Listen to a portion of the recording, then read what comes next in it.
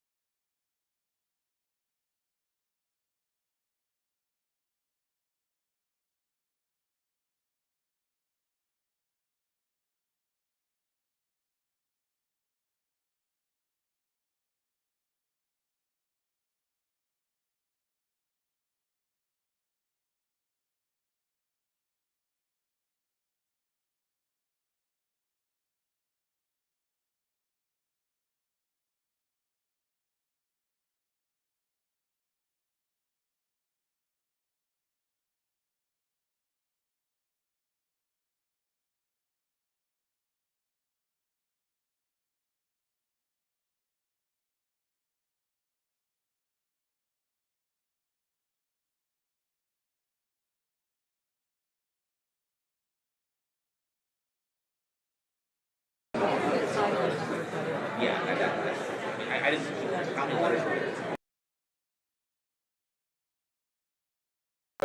you get your puzzle done last night? No one wanted to do it all those things off. That would be a really hard one to do. Then it's like, you have to be red? Yeah, exactly.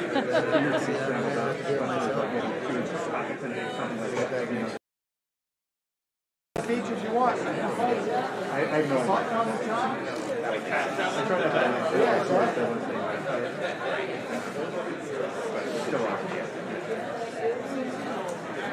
We did a really cool show in New York, in LA also, where it was all sort of based around.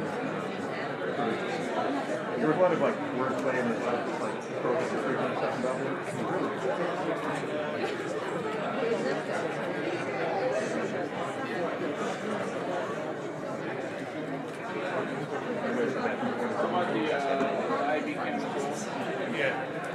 Keep an eye on my gear.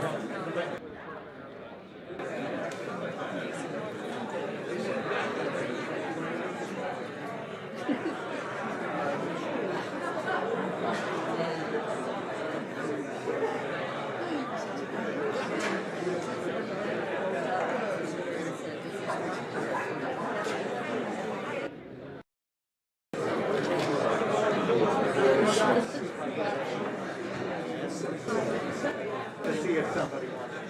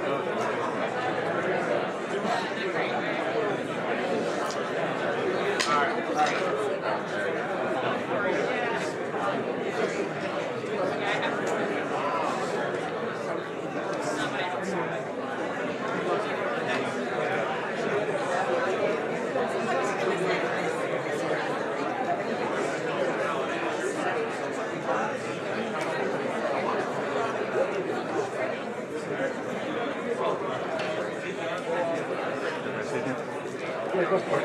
Sorry.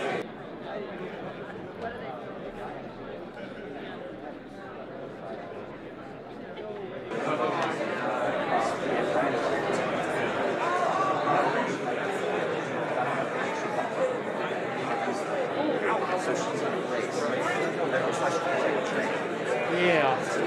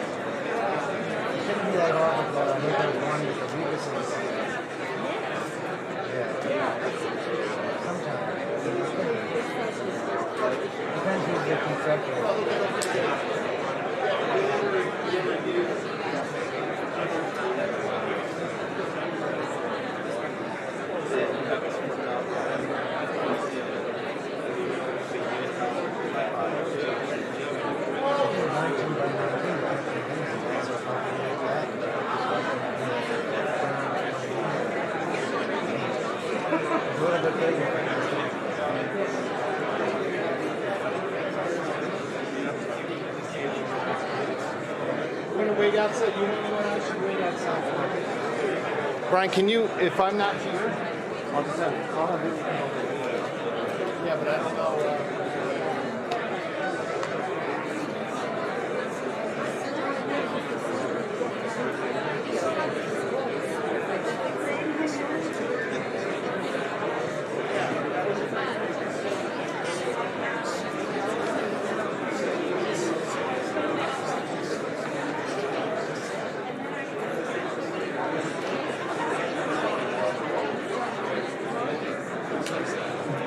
All right.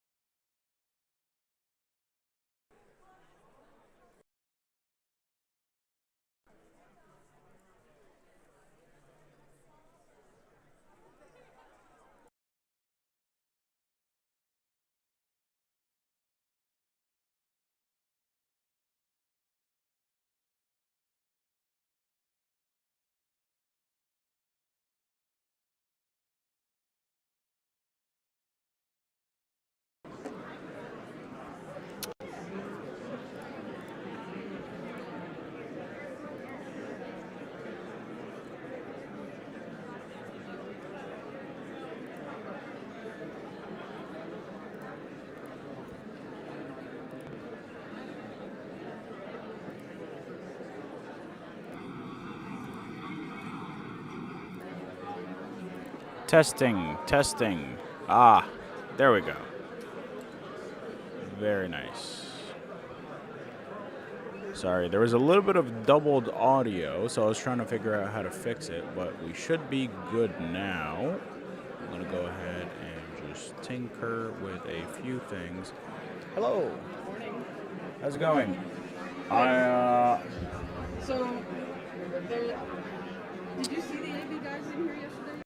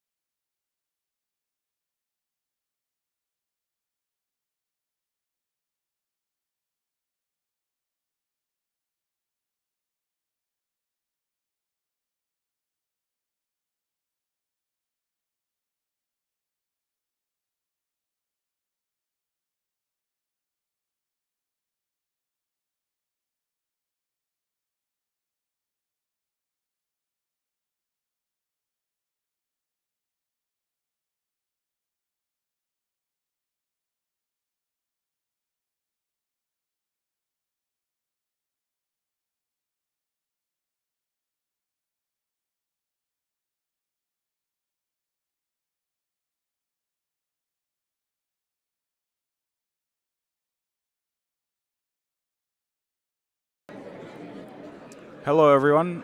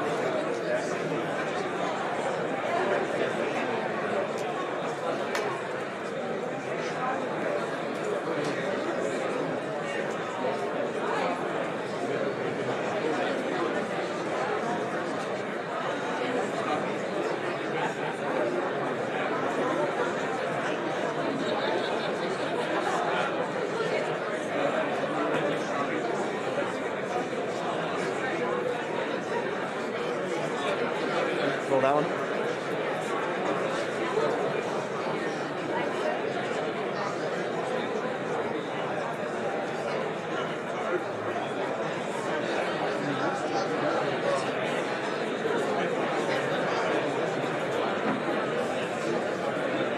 Nope, I'm good.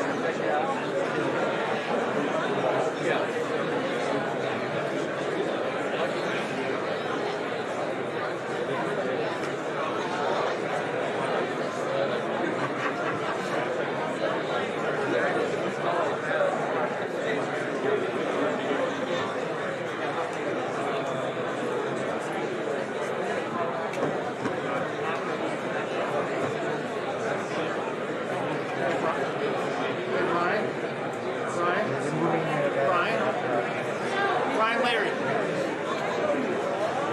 Can you just go check that camera, the time lapse?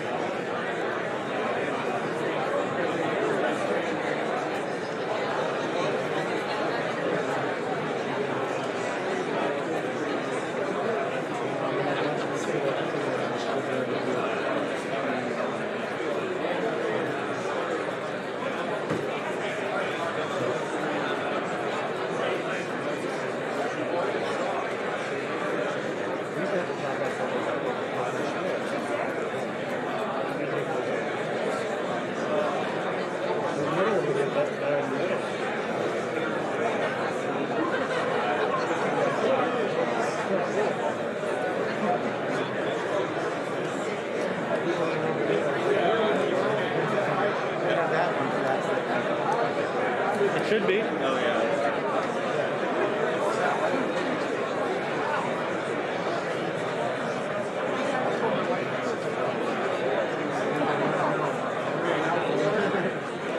Down?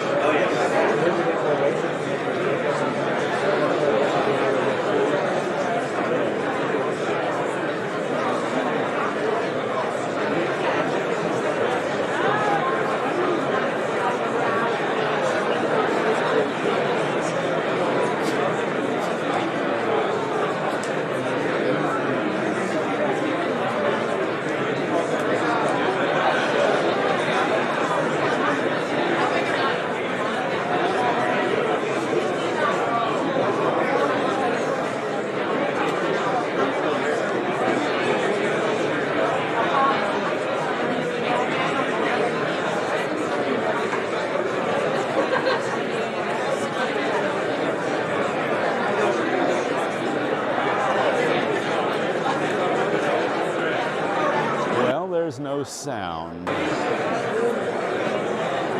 there's anyone from the hotel, see if you can find someone from the hotel, because there's no sound here.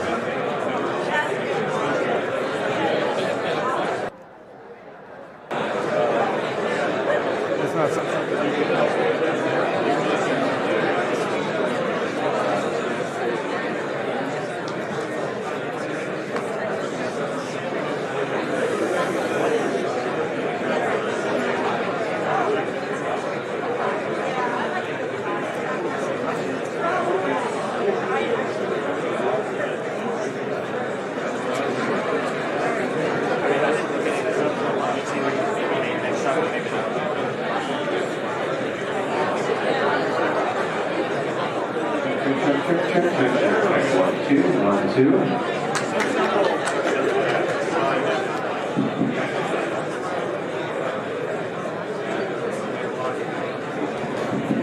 Good morning, everybody. Welcome back.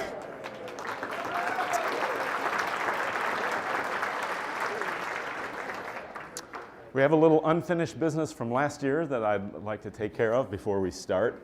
And you know, last year we had a virtual only ACPT, and everybody who won a prize, that is the winner of every division, receives a glass trophy with their name inscribed on it. So since there was no awards ceremony last year, I thought we would do it today for everybody who's here.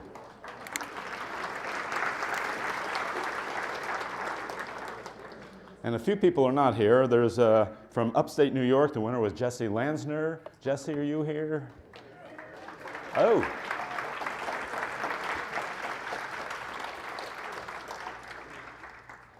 First prize in New Jersey was Howard Barkin.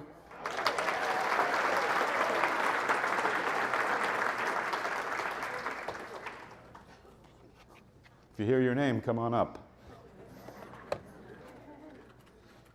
In fact, will you help me? That's Jesse. And here's Howard. And first prize in Connecticut was Glenn Ryan.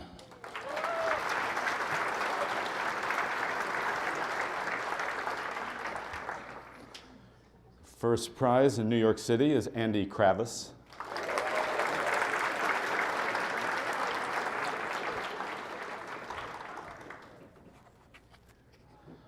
First prize in New England, June Pock.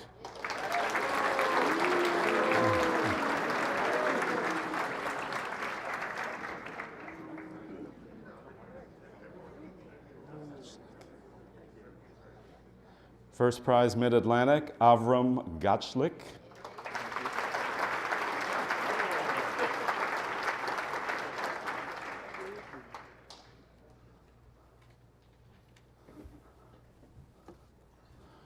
First prize, Long Island, Stephen Withun.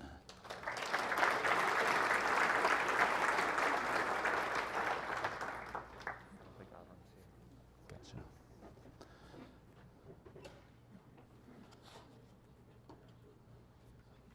First prize in pairs solving were Evan Bernholtz and Vicki Jones.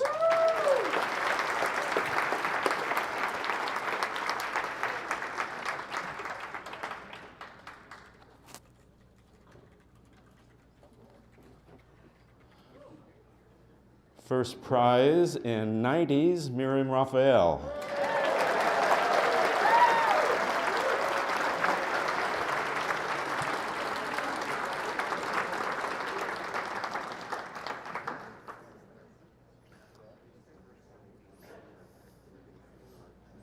First prize in seniors, and that means 80s, is Gil Knipe. Not sure if the K is silent or not. Gil Knipe.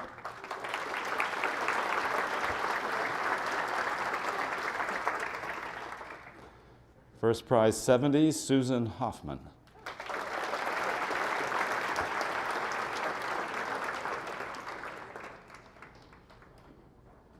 First prize 60s. Interestingly, we had a tie last year, so each of them gets a trophy. Only one is here, though. John Delphin couldn't come this weekend, But the other tied for first place in 60s was Al Sanders.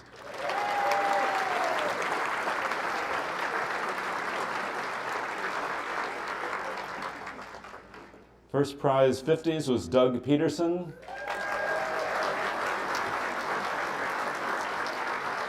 There's Al.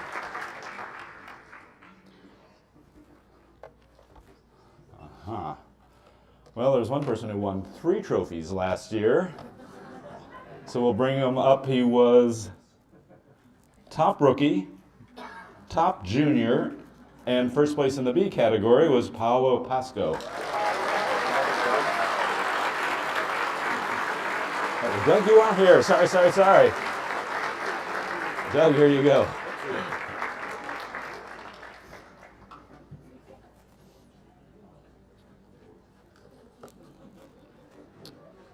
First prize in E category, David Patrick.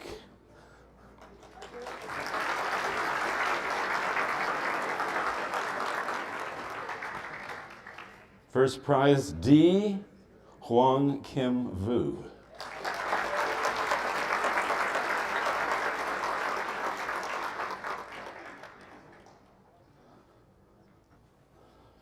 First prize in the C category, Ryan Booker.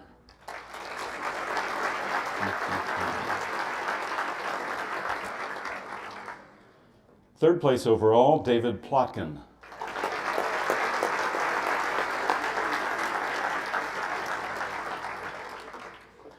Runner-up, and unfortunately not here this year, is Eric Agard.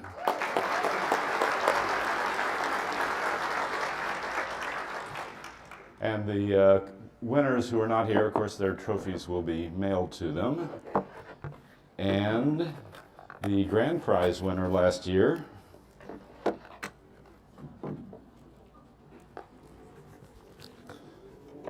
gets a beautiful, giant, inscribed trophy, and that was Tyler Henman.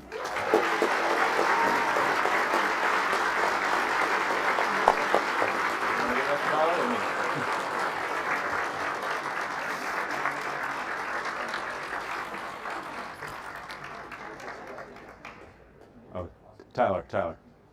Here's the top of the box.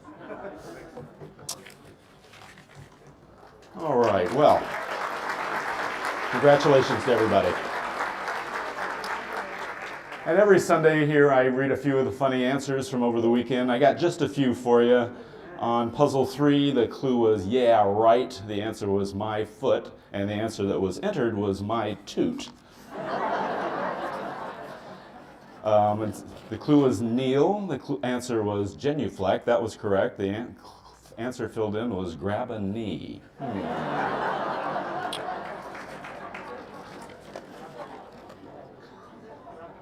Like in puzzle 4, it was like many Halloween decorations. The correct answer was orange, and the answer filled in was creepy. And my favorite incorrect answer, the clue was air out, question mark. They got the right idea. The correct answer was burp. Their answer was fart.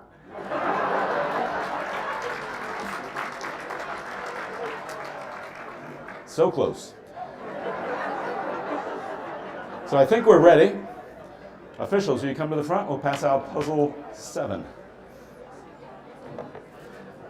Yeah. Well, I've got 5 extras. Yeah. Thanks. I'll take care of these.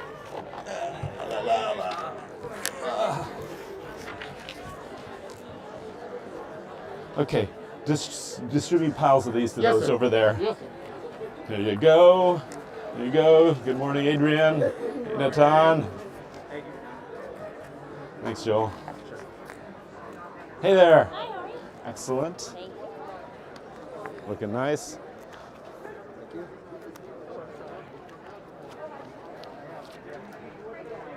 There, we got more. Be generous. There you go. Thank you. There you go. Thank you. There you go. There you go.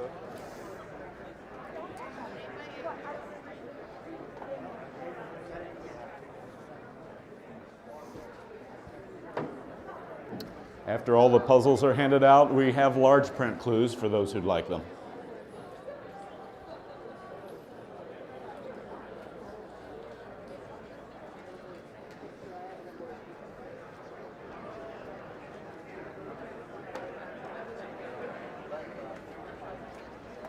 Did the lights get dim over here, or is it normal? Been dim. Like 5 minutes ago, it didn't get worse. Not that It's the way it is. It did, I didn't know. Gotcha, okay. It was subtle.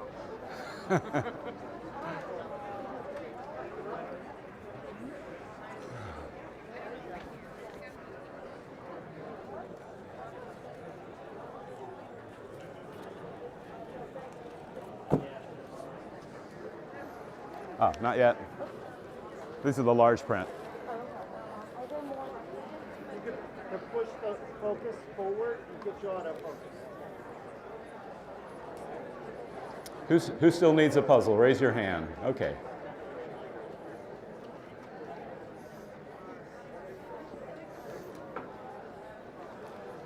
As always, put your sticker on the back.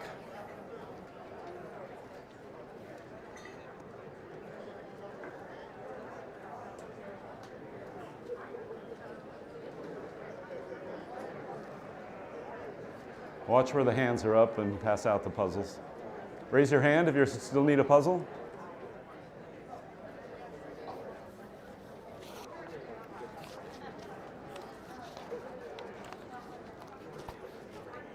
All right, does everybody have a puzzle at this point? Now we'll hand out large print clues to those who like them. Just set those down.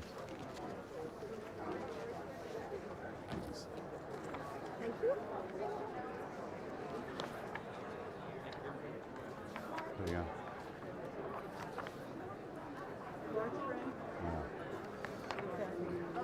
Large print. Sorry. There you go. Thank you. There you go. Osprey? Yeah, winner. Yeah, thank you. Thanks. Raise your hand if you need large print clues.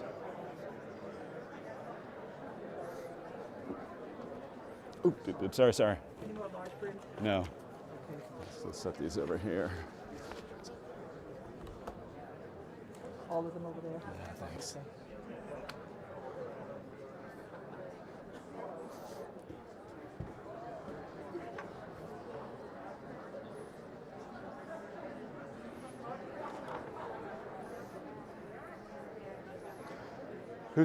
Anybody still need large print clues? Raise your hand. There's somebody a couple people right here need them.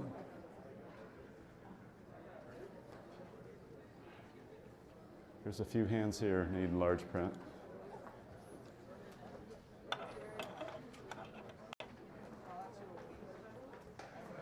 All right, is everybody ready? There are two constructors left, and I think you figured out who's made which. This is a 45-minute puzzle by the crossword editor for the Wall Street Journal, Mike Schenk.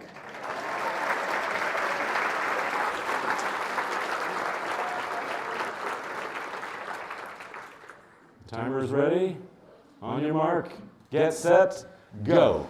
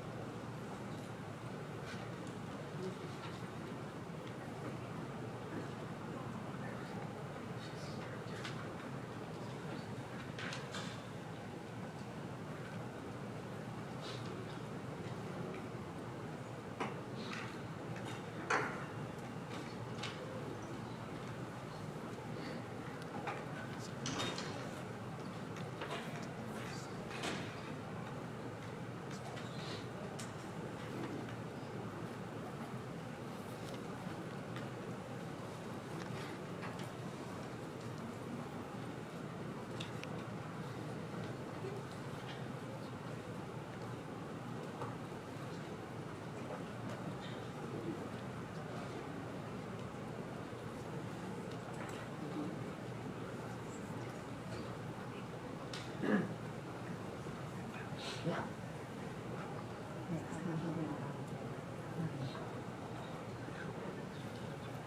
happens? Is there another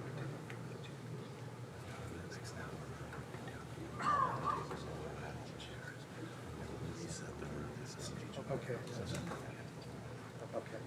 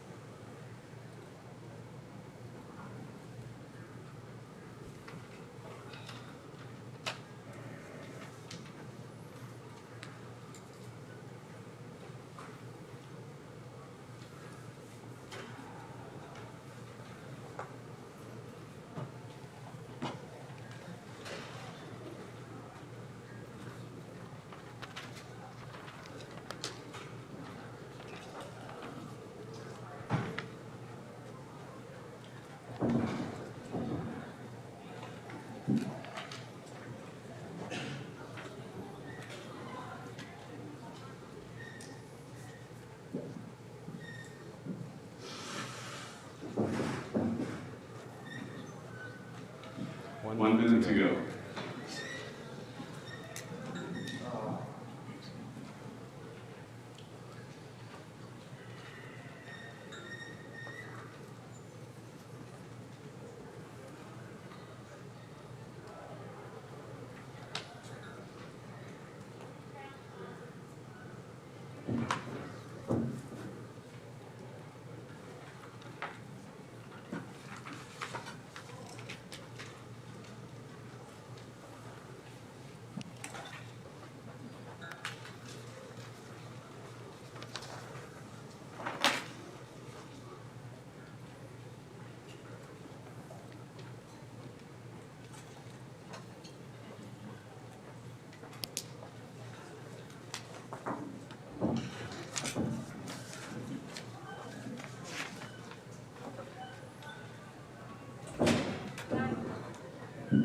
Time is up. Ready to paper over? You need it picked up. Please make sure it's picked up before you leave. Also take everything with you because all these tables and chairs will be removed by within the next few minutes. So take everything with you. Make sure your puzzles are picked up first. Then we will see you back at 11 o'clock. You said if we could take off early, there's a way to get puzzle 8 by email as well. Okay. Write down your name and address. Email, Paul, Michael Smith. I'll email the thing.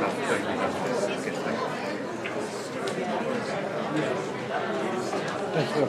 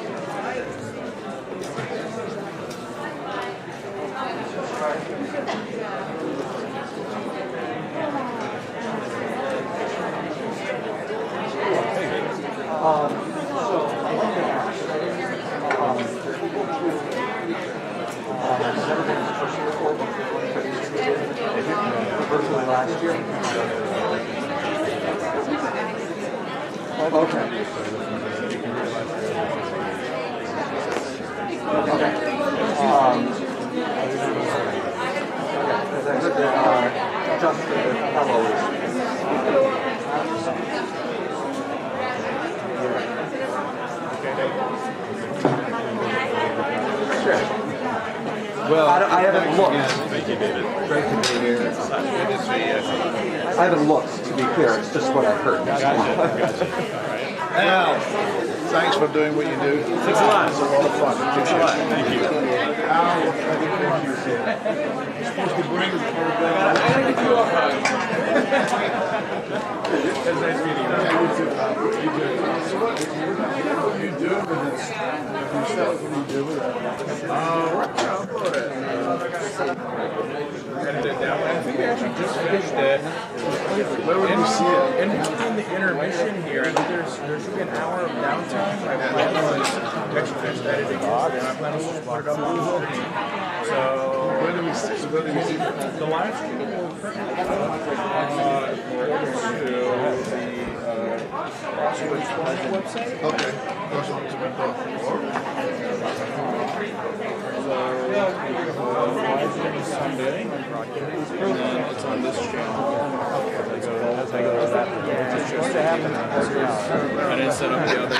I didn't set up the other channel fast enough.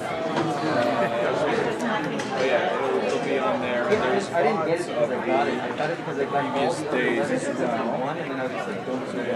First day here with Josh Warren. Some good pictures. That's awesome. Yeah. Thanks for coming. Thank you. Look like a true I love it.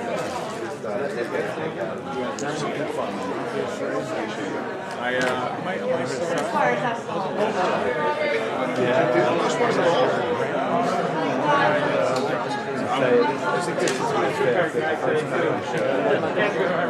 Puzzle one is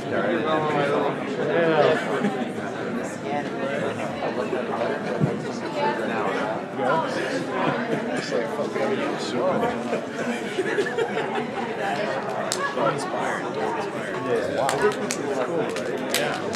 going home now? Nah, we're gonna stay. Hey, Brian, why don't you put this one up here? I was gonna say roll it, flipping the room, right?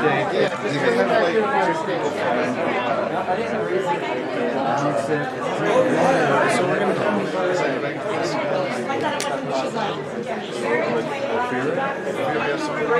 We're gonna mic them up, and they'll be directly on the live stream.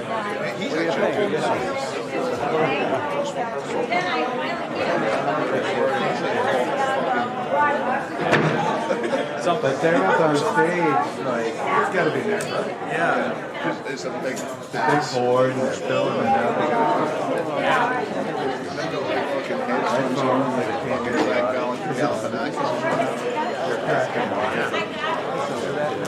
I guess we gotta start getting set up too. Yeah.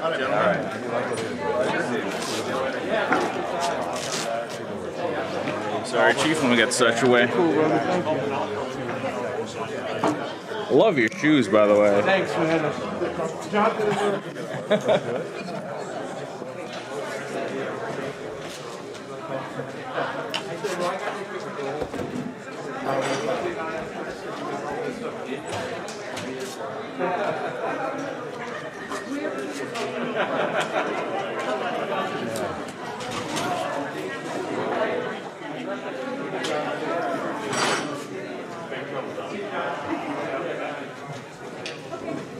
Thanks for coming. Yeah.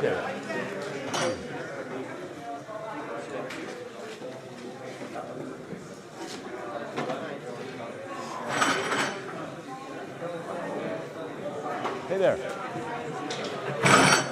Whoa, hold on. Let's do it. Sorry. That would have been bad. All right. It was good camera placement. We're good for them. It's all good. Is this moving or no? We're coming. For now, no. Yeah, thank you.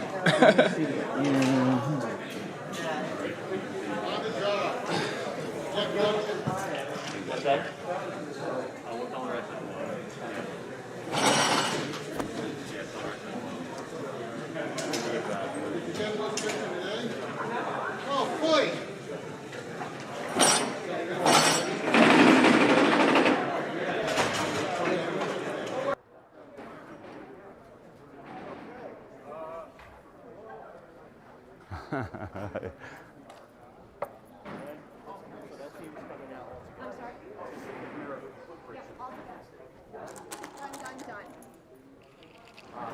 guy told me these two backpacks here are people forgot their. Right. Okay, that's fine. Leave them there. What about people that left their folders? We will have a place for those. Maybe next to a water station. Thanks, Will. Thank you. Thanks for coming. Okay. Just find a place and just put everything there. I'll keep these pencils.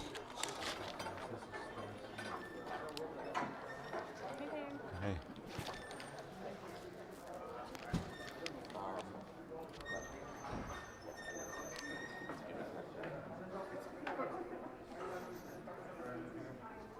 I would say, well, the people here pick up after themselves quite better than the table tennis. This is true. Much better. It's not great, but it's better. Yeah. That one's full, so that one would be a good box.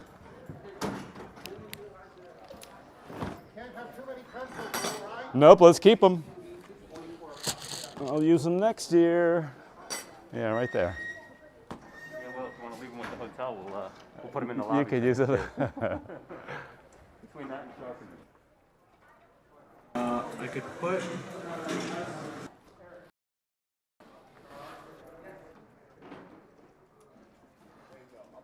I'll keep the pencils. If people leave things behind, we're putting That's most what- of this is trash, but Oh, this okay. somebody will want. Over there, next to the stage.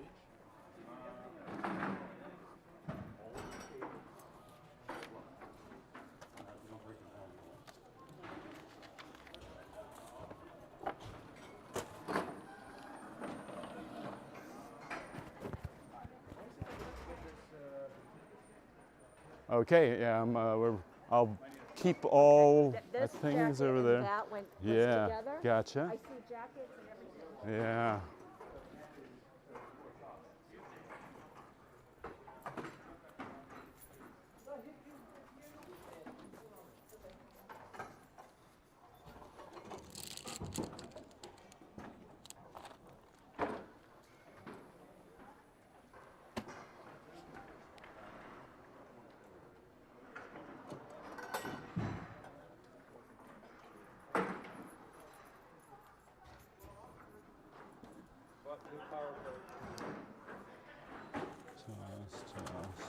Toss.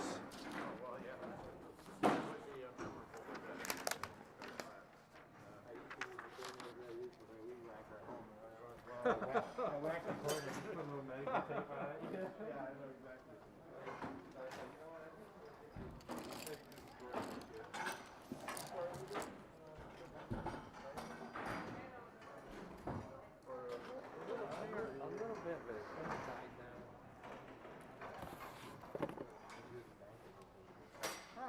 So that they have a shooting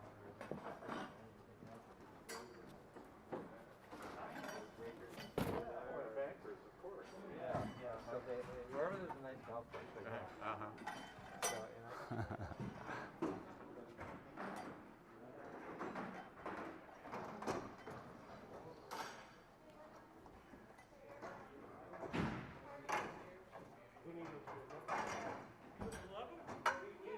I know, just bring them down there.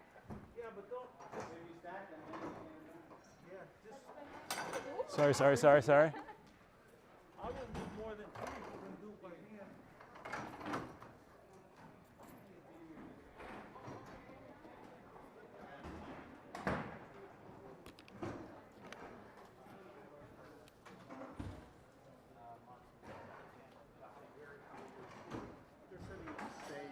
As usual, yeah.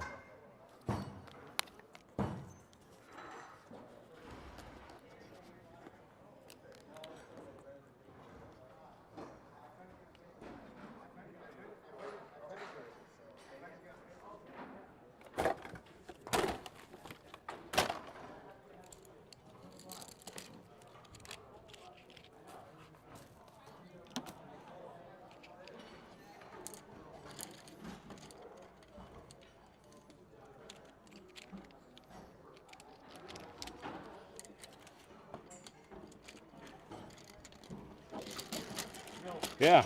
I pulled an Al Sanders at the palindrome thing last night. I left out a word when I gave it to him to type So it in. worked perfect for It that. worked perfectly. Oh man. Yeah. No par crisscross orc, sir.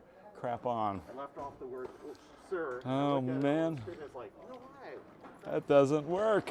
Yeah. But the funny thing is, I trusted you. Oh well, so it It worked. was right on my paper, but it was wrong when I Gotcha. I copied it on something left off the word and then didn't check. I mean, I knew it worked before I gave it to him. Yeah. Yeah. It's good when Sanders at the palindrome thing last night. I left out a word when I gave it to him to type So it in. worked perfect for It that. worked perfectly. Oh man. Yeah. No par crisscross orc, sir. Crap on. I left off the word sir. I Oh looked at it on man. the screen, it's like, you know why? That doesn't work. Yeah. But the funny thing is, lefties may get 2 copies of a puzzle. The reason for that is the answer grid is on the lower right corner of the page. If you're a lefty, your hand may be covering some clues as you're solving, so you're welcome to have 2 copies of the puzzle so that your hand never covers any clues. We have large print clues for puzzles 3, 6, and 7 because those have smaller print than the other puzzles. And my last bit of advice is always read the puzzle's title and blurb. Those are helpful. I think we are ready then. Officials, come to the front. We'll pass out puzzle 1.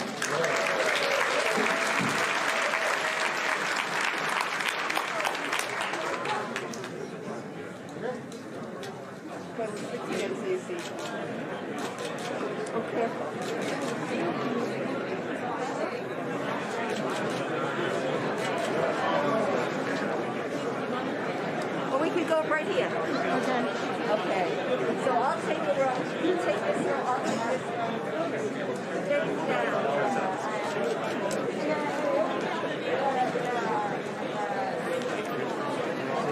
Yeah, I think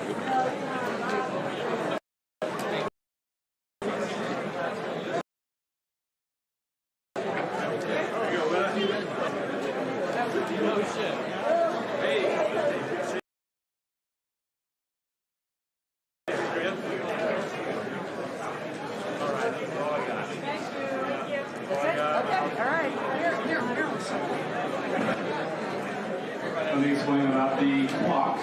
Our official clock is the one on the side of the room where Sam is standing. That's the official clock. If you are an official marking people's times, use that one as your official clock.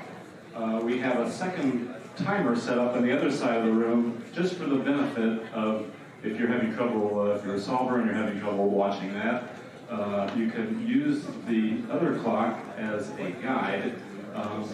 The two timers will be started simultaneously as close as we can, but you know, maybe it'll be a second off. So this clock is the official one. And officials use the, that one is when you do the time. Now is everybody ready? No.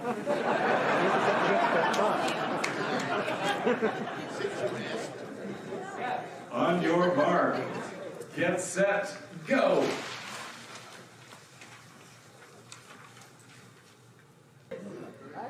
So first, what this is, it's the Merle Regal Award for Lifetime Achievement in Crossword Construction. This is the 6th time it's been awarded. The first honoree was Maura Jacobson, the late beloved Maura Jacobson. Also Manny Nosowski, Nancy Salomon, Mike Schenk, and Patrick Berry. And it's selected every year by a diverse panel of crossword constructors, editors, and bloggers. This year, this group selected Emily and Henry jointly to receive the award. And when I called them to tell them that they had been selected, Emily asked, "Can we decline?" And because they're quiet people, I guess, how to describe. They don't like the limelight. Every profile that you ever see of them, they never show their pictures. It's always the little illustrations, and they hide their names in interesting ways. But I said, sorry, we are giving this award. You better be here. Of course, Emily and Henry make all varieties of puzzles, but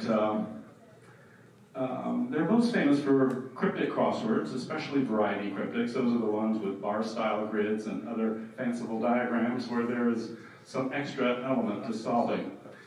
Emily and Henry were not the first to make cryptics in the U.S., but they are the most prolific cryptic constructors here and the most widely published. And Henry Picciotto and Joshua Kosman, who made the cryptics for the Nation magazine for years and now have their own independent website, they said about Emily and Henry that they set the parameters for cryptic crosswords in the United States. Their impact cannot be overestimated. And that is true.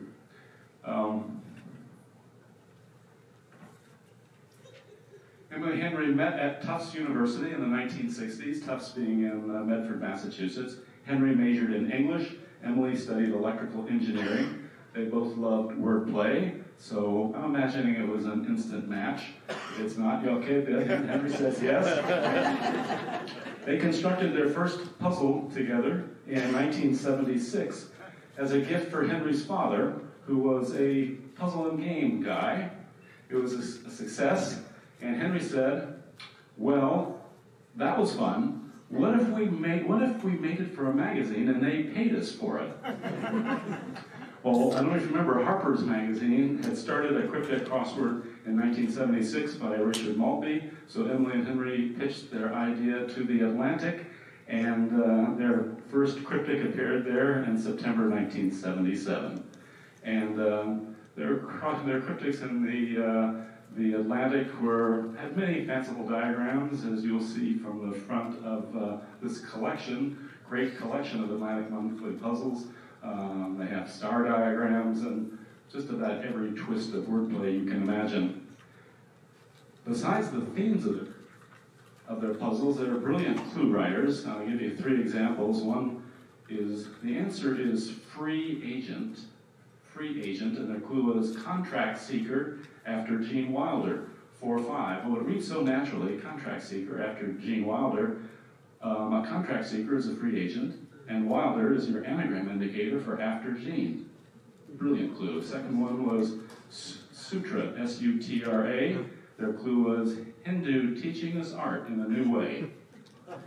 And in a new way is your anagram indicator for us art, and Hindu teaching is Sutra. There's so many more, but I'll just do one more that showed their sense of humor. The answer was delaying, and their clue was in no hurry taking eggs back.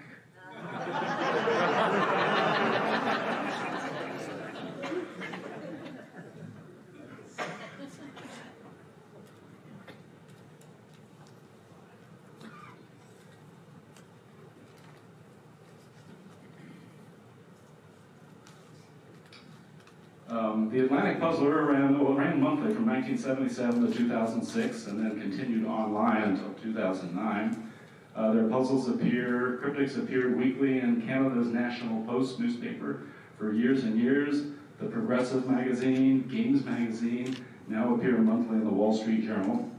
And Emily and Henry literally wrote the book on cryptic crosswords. And if you're interested in learning more about cryptics, this is your book to get, The Random House Guide to Cryptic Crosswords. Besides cryptics, Emily and Henry make all kinds of puzzles. They have made Sunday crosswords in the Boston Globe since 1980. Originally, they alternated with Henry Hook, the late Henry Hook. Now they alternate with Brendan Emmett Quigley. Last month, their 1,000th Sunday crossword appeared in the Boston Globe.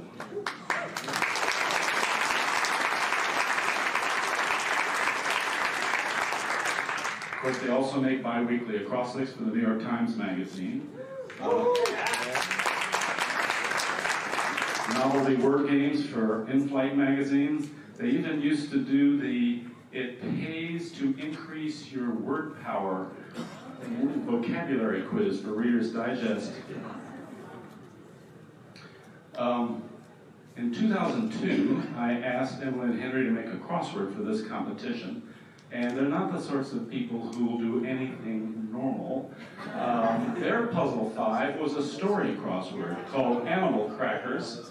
They weren't straight clues, they had a story full of puns, and you solve the answers by the context of the story. Of course, Dr. Phil, if he had been competing in 2002, would have been destroyed by this. The start of the puzzle's called Animal Crackers. The story started with a quote, Well, you're four down, there'd be days like this, cracked the monkey with a wink of his 8 down. Well, the answers were Marmoset and I. Well, your Marmoset said there'd be days like this, cracked the monkey with a wink of his eye. And it ended, oh, said I, getting my revenge at last. They're having a 53 across, 40 down. And the answer is menagerie and trois. They're having a menagerie à trois. Yeah.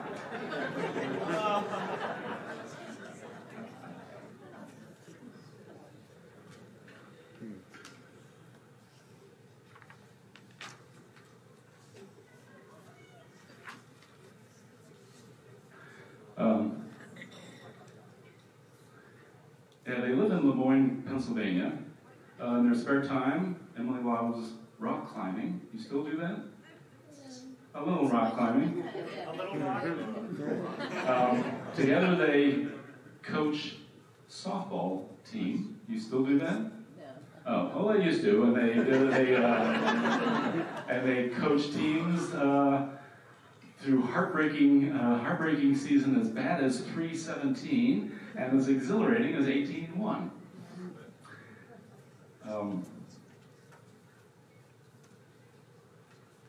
So Something you may not know about Henry is that he's a composer, and he composed a play, I should say he wrote a play, Trapezium. It premiered at the Orlando UCF Shakespeare Festival in 2005, and was also performed in West Hartford, Connecticut in 2010. And it was a farce built on the idea of a love triangle, but that had a fourth character that gummed things up. So the story centered on a British legend of King Mark, who sent his nephew Tristan to bring back Mark's bride, Iseult. Is that how you pronounce it? Iseult? But in Henry's version, there was a clever serving maid who gets involved. And the whole play was written in iambic pentameter. And Henry points out, you can write natural English dialogue in iambic pentameter, like the sentences, "Hey, mister, do you want to hear a joke?" Or, "Excuse me, but you're standing on my foot." Those are examples of, you can take Shakespeare's rhythm and still write it in modern English. And this play, they thought of as a mashup of Monty Python and Shakespeare, or maybe the Marx Brothers and Shakespeare. There was a rave review of this in the Orlando Sentinel, which said it's a tribute to both writer and actors that you barely notice the meter. You're too busy listening and laughing to care.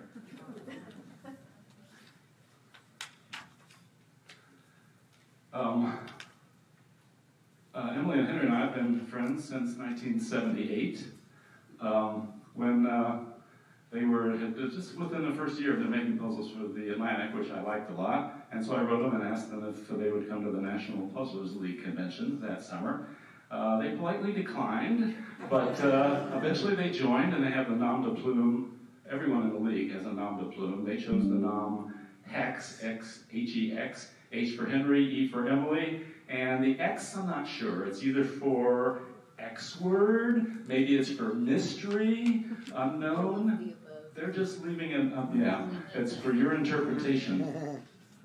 They visited me, I used to live in Stamford. They visited me here in 1979 and with our old friends Doug and Janice Heller. Once I went to Boston for a table tennis tournament, and they invited me to stay overnight. And Henry wrote one of you guys wrote what I think is one of the all-time greatest paragraphs in a letter.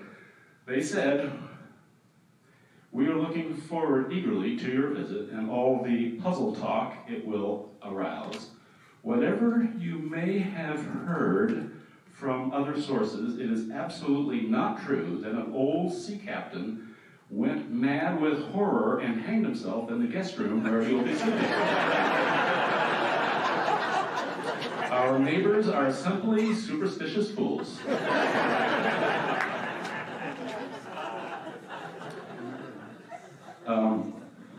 Emily and Henry used to, they included silly cartoons with their letters. Do you guys remember this?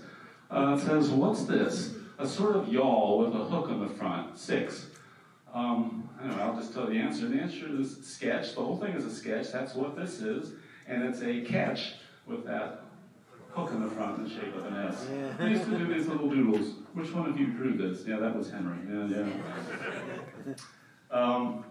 In 1981, Games Magazine, where I worked, was starting. They were starting bi-monthly publication, and they were also starting a new magazine called the 4-Star Puzzler. And I edited it for the first year, but since Games was going monthly, I couldn't keep editing it. So I twisted their arms, Emily and Henry, and they came to New York and edited the 4-Star Puzzler for a little over a year. Fantastic publication, full of great puzzles and wit. And they did a fantastic job. We still work together for the New York Times, of course. When Thomas Middleton retired in the late 90s, they started the acrostics. They still make cryptic crosswords for the Times. And I want to show you the manuscript for the most recent cryptic they had on the paper. It was from March 20. And this is their manuscript. I test solved the puzzle, as I always do with the cryptics. I solved 12 of the 14 acrosses with no downs. That gives me a sense of the ease of the puzzle. But what I want to show you is there is not a single editorial mark on this puzzle. Their clues were perfect as they were submitted. And I'll also I mark little things I like. Check mark was a great clue. Exclamation point was a wow, and here was nice. They write perfect clues. What a joy. So, there we go. This is our honorees, Emily Cox and Henry Rothbaum.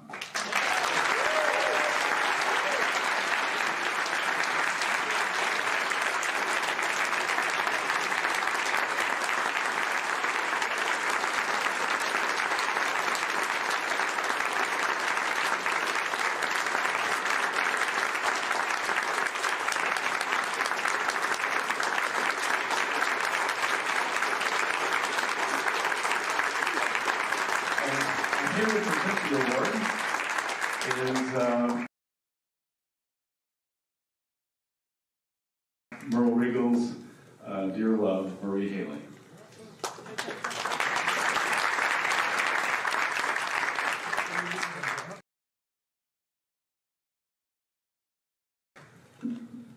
Tremendously honored. I was going to say that I really wish we did not receive this award. And not just for the reasons that Will intimated earlier, but because we wish there were no Merle Award, because we would so much rather have Merle here with us. So, Merle, wish you were here, guy.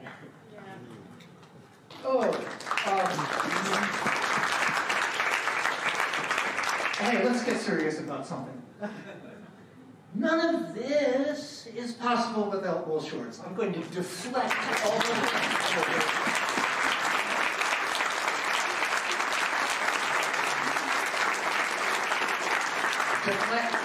Deflect. But as he said, we met in the late 70s, and all of this feeling that there's a community around Puzzledom, that we have these tournaments, that we had that film about wordplay, all of that goes to him, that he's hosted and engineered these tournaments for decades now, and I can't imagine there being this world without him, and that's really all I've got to say about it.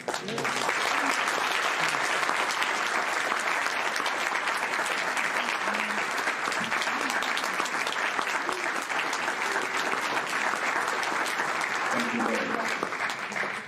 Get out of here now. You can sit down now.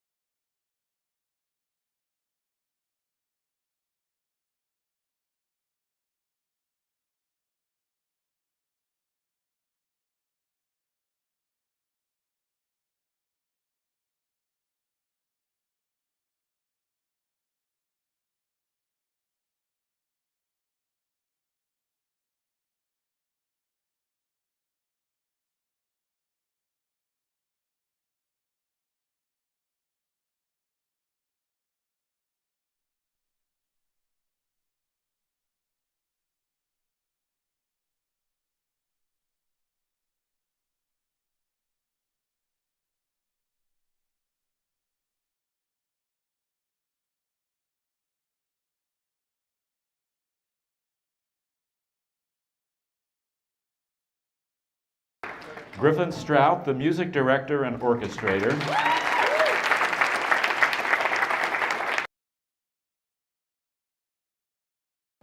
Charlie Romano, he's a recent Yale graduate, and he is here as well.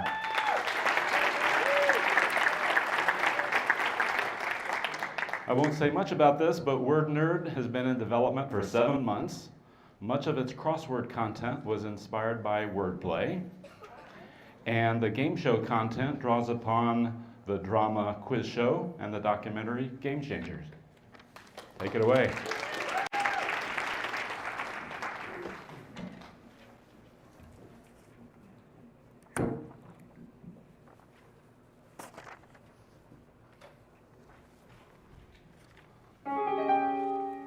Y blank blank T blank blank E.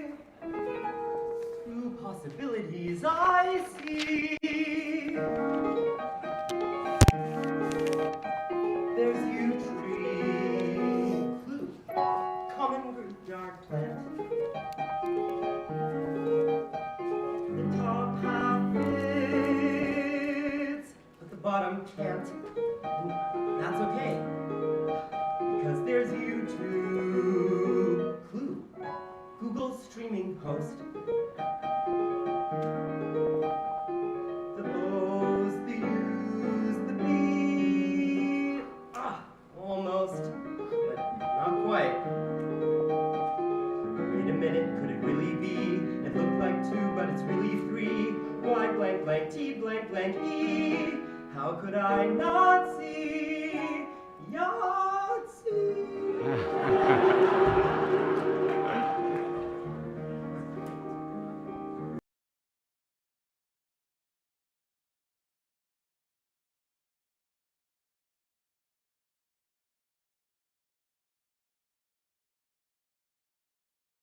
Second favorite cruciverbalist, Bob Otto!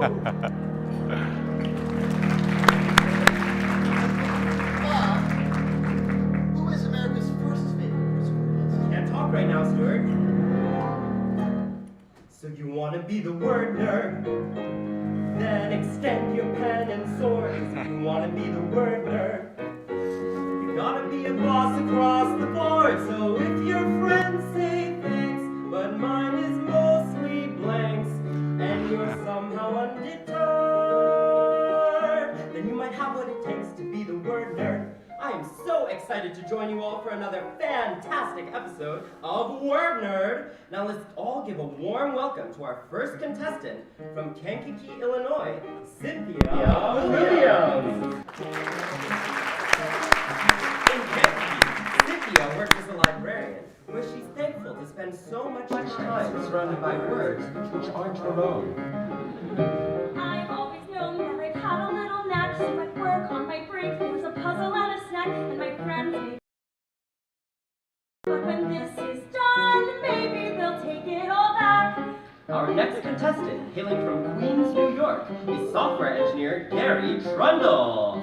When he's not coding, Gary is chair of the New York City Audubon Society, a decidedly difficult job in a place where, and I quote, pigeons abound. I do the Times every morning on the train to escape the career that is driving me insane. But if I win this, I can find my bliss, pack up my stuff and go live with the puffins in Maine. And last, but certainly not least, our returning champion, a climatologist from Salem, Oregon, and the cumulative winner of more than $150,000, Patrice Jackson. To relax with the words come from clues based in evidence and facts which are hard to find. In a world that's blind, forests are burning and oceans are churning and everyone's turning their backs. But when I get to be on Word, all those worries fade away. It's when they let you watch Word Nerd. You get to be bored before a day, and though we all save face and say I'm proud to place, And I'd be blind if I got third. There's not a doubt in my mind I'll be the Word Nerd. We should move on from introductions, lest we run out of time to do what we came here to do. Let's talk gameplay. Cynthia, Gary, Patrice, have any of you ever seen a crossword puzzle? Suppose I could have guessed that. You're not new to the game. Every one of you's been solving for a while. And all the rules are the same, plus the universal cruciverbal style. Except that once a clue's been read, you'll race to solve it head to head, which might just be why you came. Now, I know that all you three, and all of you out there in the audience, already know the structure and strategy of the game. 3 rounds of regular gameplay, each featuring a puzzle of increasing difficulty. But for the benefit of those watching at home, let me offer you a modicum of guidance. Every round takes some smarts. Like at breakfast when you're solving at the table. But number 3's off the charts. So you better solve as quickly as you're able. And don't forget the words you found. You'll need them in the bonus round. That's where the fun really starts. Of course, only the top 2 competitors will move on to the bonus round. But let's not get ahead of ourselves. Patrice, you are our champion, so you have the honor of selecting the first clue of round 1. Let's take a look at the board and see what our options are. I tune in every week for Word Nerd. It's the best on TV because Bob Otto's hosting Word Nerd. And he's the most supposed to host and be hands on every Be the best you've ever heard. I wouldn't say it himself, but he's the Word Nerd. And with that, our third and final puzzle is complete. Whew. Wow, there were some tough ones in there. I wonder who decided to put us through all that. Cynthia, Patrice, congratulations. You are our 2 leaders. Gary, unfortunately, this is where your Word Nerd journey ends. Just know, you played a fantastic game. And now, and now, the moment you've all been waiting for, the bonus round. In a moment, your letter inventories will be made available to you. You may begin at the chime. As a reminder, the bonus round is the culminating event of Word Nerd's gameplay. While working to solve the previous 3 puzzles, our competitors have assembled an alphabetic inventory with every letter they have contributed to the board. They now have 60 seconds to arrange as many of their letters as they can into a complete, grammatically correct sentence, and have a chance to win the biggest prize of all, a chance to return for next week's episode.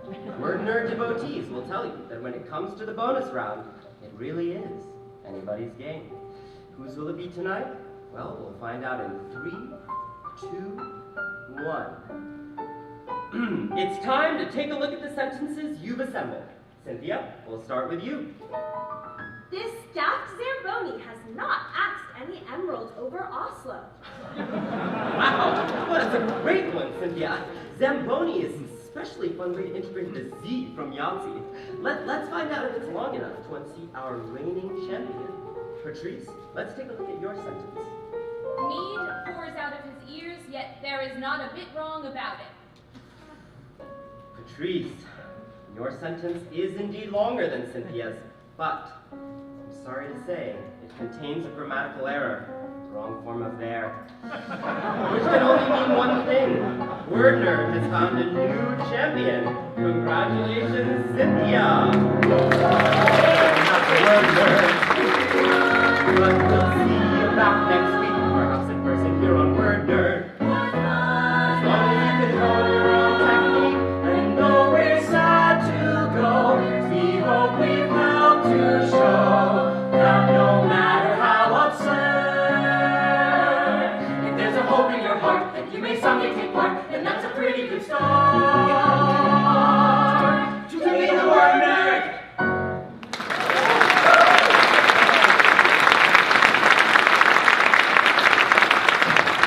Alright, that's a wrap. Stuart, I wanted to tell you. Hey, Stuart!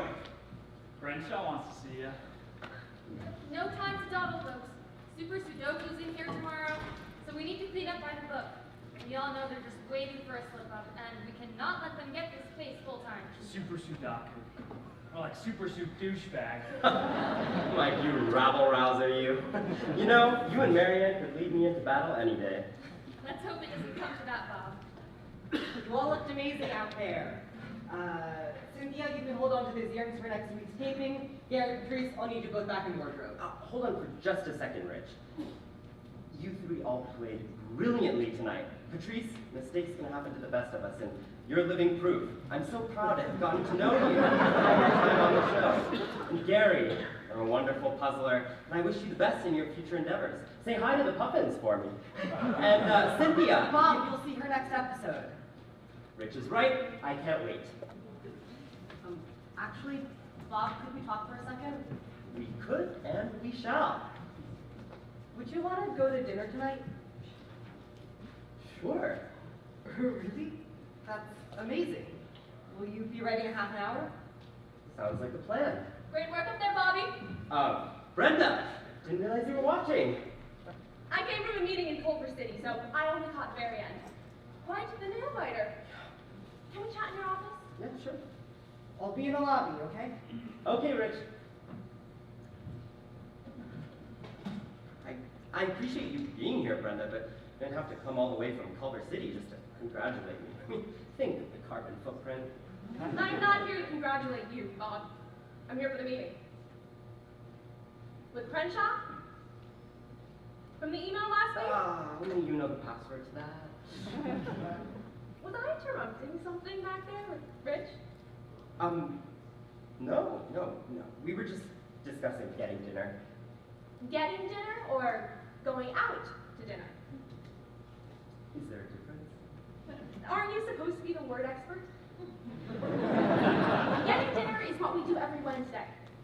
Going out to dinner is a date. A date? Yes, Bob, a date. But if I realized it was a date, I would have... are you sure Rich is... Out of your league? Oh, yes. I promise I won't tell him. Now, let's get back to why I'm here. This is almost certainly a meeting about renewing. Really? That's fantastic. I couldn't agree more. Can you guess why? So I'll get to do the show for another season? Because it means an opportunity to renegotiate. But my salary is fine. So fine, you can hardly see it. Okay, but you know Janet over at Super Sudoku makes almost twice what you do? Okay, it's still more than I ever made before, Word Nerd. Bob, you construct crossword puzzles. You didn't make anything before work. You know, I think I'm fairly compensated for the work I do. And what about me? Sure, the puzzles are yours, but this show was supposed to be ours. The puzzler-producer dream team. And that plan didn't exactly work out, which is fine, but now you have leverage. That meeting in Culver City, my friend has a slot opening up next season that he says you're perfect for. Prime time. You just have to send him a puzzle or two, and whether you take it or not, an offer like that is a massive bargaining chip. You're worth way more than you're getting, and this is your chance to ask for more. What's the worst that could happen? Crenshaw fires me and I end up on the Wheel of Fortune. We'll say that is out to go one of these days. But would that really be so bad? Yes, it would. Wheel is glorified hangman. Ours Crossword. Not Wheel, then. Something better. Prime time. Streaming movies. Oh, no. No, Weinsner was never supposed to be the end for us. It was just step one. Sure is a cozy step, isn't it? Aren't you ever anxious to advance? No, not really. All the world's in motion, but no, you never. Hey, I'm happy here. Don't you think it's time you took a chance? Risk losing everything? Am I to understand your dreams of grandeur were just juvenile fantasies? There's no demand for now that you've matured. Don't give up on all we care for. Aren't you a man of your word? I never thought the plans we made would actually succeed. 'Cause I'm a man of my words, Brenda, and they're all that I need. You can work with words almost anywhere, Bob. They're universal. I feel like you're willfully misinterpreting me. No, that's right. Everybody wants to work with you. My belly down in idle says that is an additional host. That could work, Bob. Sure, for a jerk. Or maybe Peter if you're open to the opposite coast. Should I beg, Bob? Yeah, break a leg. Every guy like you does this. Bobby, don't say boo. 'Cause this independent horror movie wants to see you read for the ghost. And soon you'll be a man who made the great transition right outside his niche. Earn some wider recognition. Ain't that a hell of a pitch? I'm glad you think I'm qualified for all this trendy stuff. But I'm a man of my words, Brenda, and they're more than enough to know who's skilled. Enough to know what puzzles I can build, so lucrative or not. I'm glad with what I've got, 'cause better unemployed than unfulfilled. And if you're unemployed, where would that put me? I thought you said we were almost certainly getting renewed. Almost certainly. Maybe there's a compromise. Where I can just renounce my free will. Not just yet, Bob. Don't you forget my first priority. Is finding you a couple of men. I can dream, Bob. Still we're a team. So if you could just send a puzzle as discussed. Brenda. My friend who thinks you're perfect for an effort Bob is looking to fill. I'm not sending anyone. You have a chance to show them how to play. Blow them all away. Not my main The concern. world would solve your puzzles Every single day. I guess that doesn't sound so bad. This is what we always used to talk about. A book that knows this It's worth the work to You're keep. sure to hit your stride when I am by your side. 'Cause you're a man of your word. I'm a man of my words. I'm a man of my words. You're a man of your words. And I'm along for the ride. I'm gonna get up with you one of these days, Bob Otto. And that's a day I look forward to.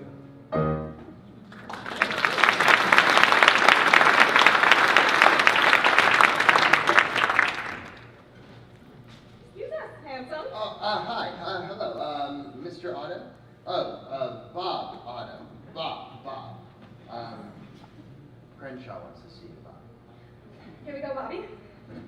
Oh, I'm really sorry, but Crenshaw asked for Bob.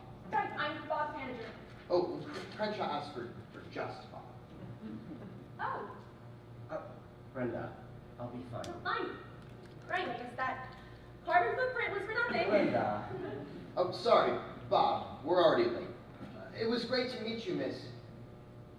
Likewise.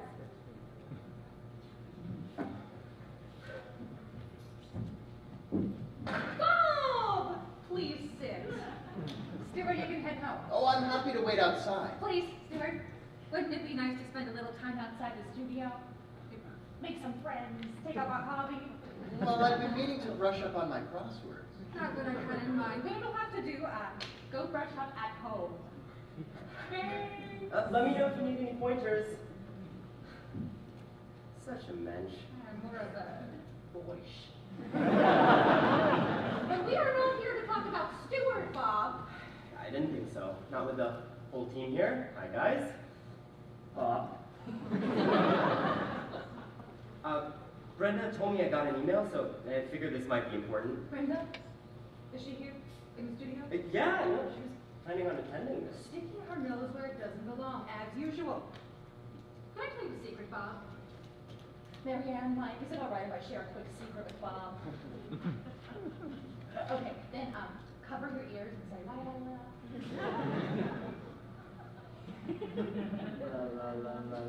I have a feeling that your manager doesn't like me very much because I think that she thinks that my job should be her job, that she deserves it more than I do, which she doesn't.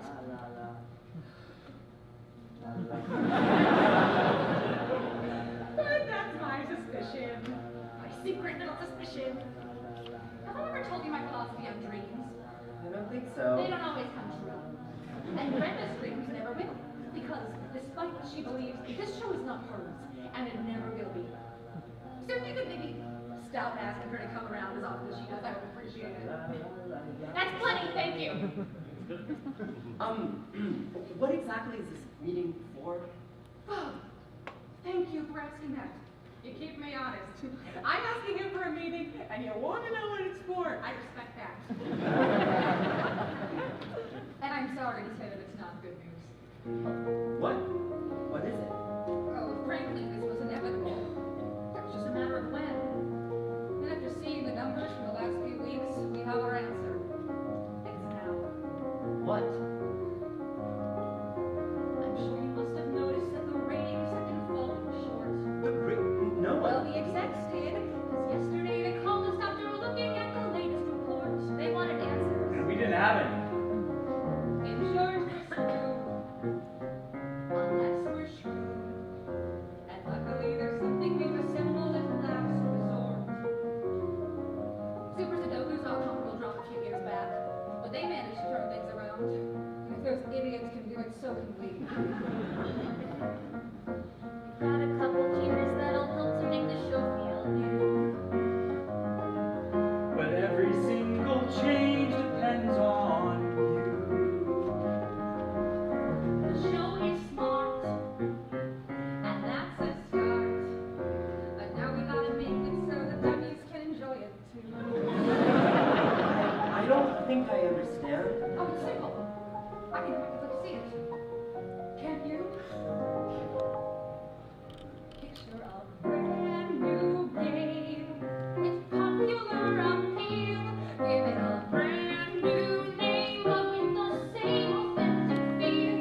'Cause we're on the verge of a rating surge, and we'll do whatever it takes to reemerge. A new name? I thought you said the changes wouldn't be drastic. They won't be. Our only real concern is the contestants. The contestants are the backbone of the show. I mean, Patrice just had one of the longest runs in Werner history. And all through that run, the ratings They're plummeted. great players. Nobody's denying that. Then what's the problem? In terms of affability, we've entered an extended draft. We need some friendlier faces. The trouble is the qualities that casting people use when they scout. Only the best puzzlers make it, and guess what? They're all such squares that no one cares. But make it so the playing field was leveled out. We'll tell Kathy from casting to forget about the practice test. And we'll let the contestants see the puzzles a little early, leading to big results in the ratings. It's what Super Sudoku has been doing for years.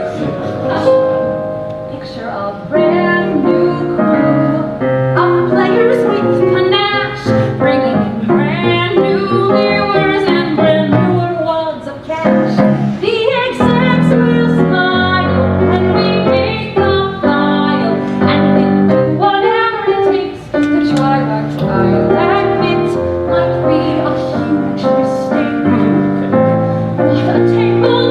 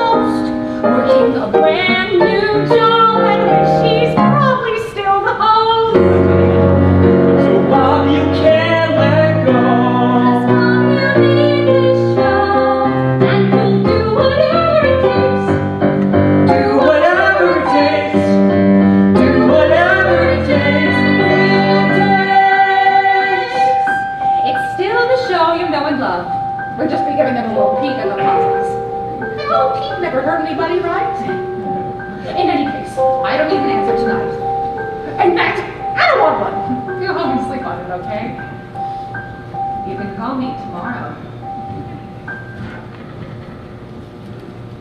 He won't say no. He won't say no. He won't say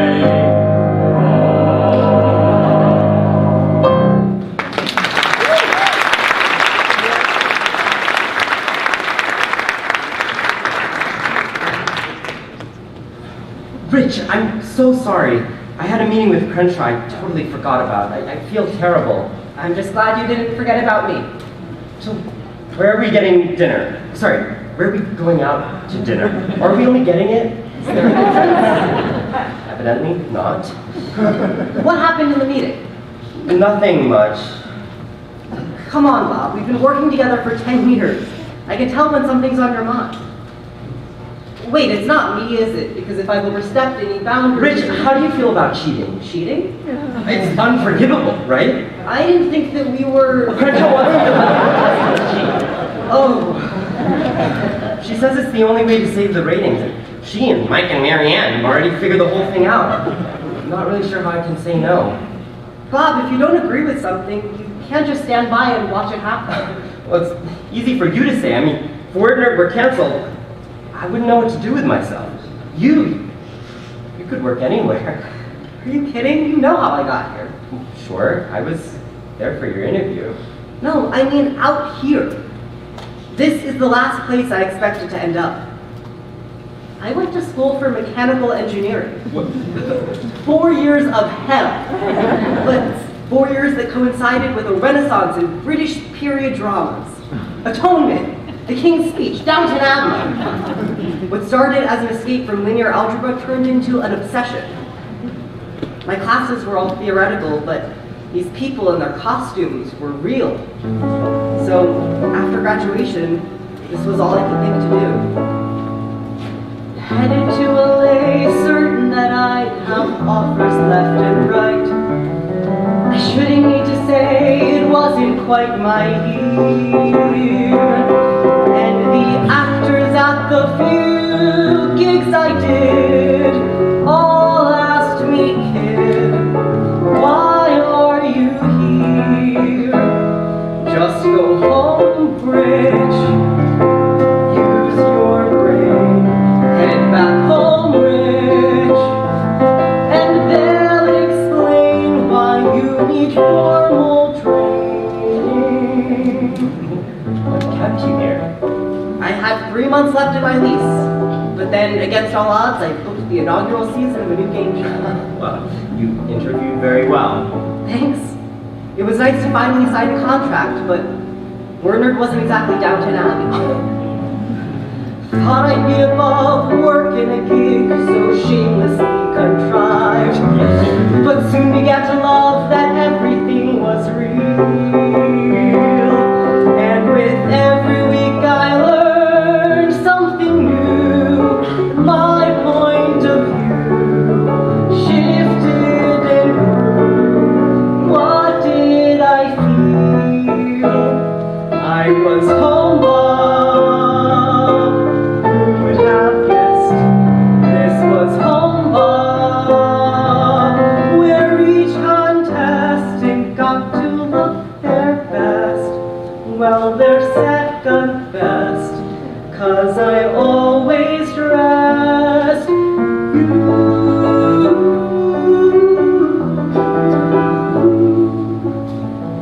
The show means a lot of different things to a lot of different people. But it doesn't mean anything if your heart isn't in it. The show is you, Bob. Thank you. Do you want to go out to dinner another night? I can tell you've got a lot on your mind.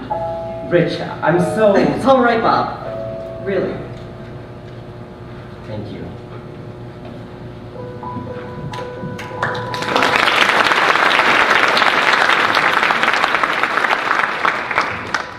Listen, this show means the world to me, and I can't imagine what life would be like without it. But I can't feel at home here unless I know we're doing things the right way. And I don't know how the execs are going to react, but it honestly doesn't matter because that's my final answer. Robert Otto, you son of a gun. Don't sweat it. We found everybody's favorite PA loitering outside the hallway, and he pitches an idea to boost the ratings that'll be far more effective than that other totally ridiculous plan. We think this will be what saves us. Really? We're gonna do A live show! Isn't that brilliant? Live? And you still want me to host? What would Werner be without its title character? We've got a few details to hammer out and run by the execs, but we'll fill you in as soon as everything is confirmed. Sure, whatever works. Stuart, fantastic job. You all had me nervous there for a minute. But now you have nothing to worry about. We'll see you next week. And when they ask you about building puzzles, I will be brief. great. As brief as possible, considering the complex nature of crossword construction. That sounds like code for excruciatingly long. I've got to fill up a whole 30 minutes. Right, and you're going to lose them in 30 seconds if you get too technical.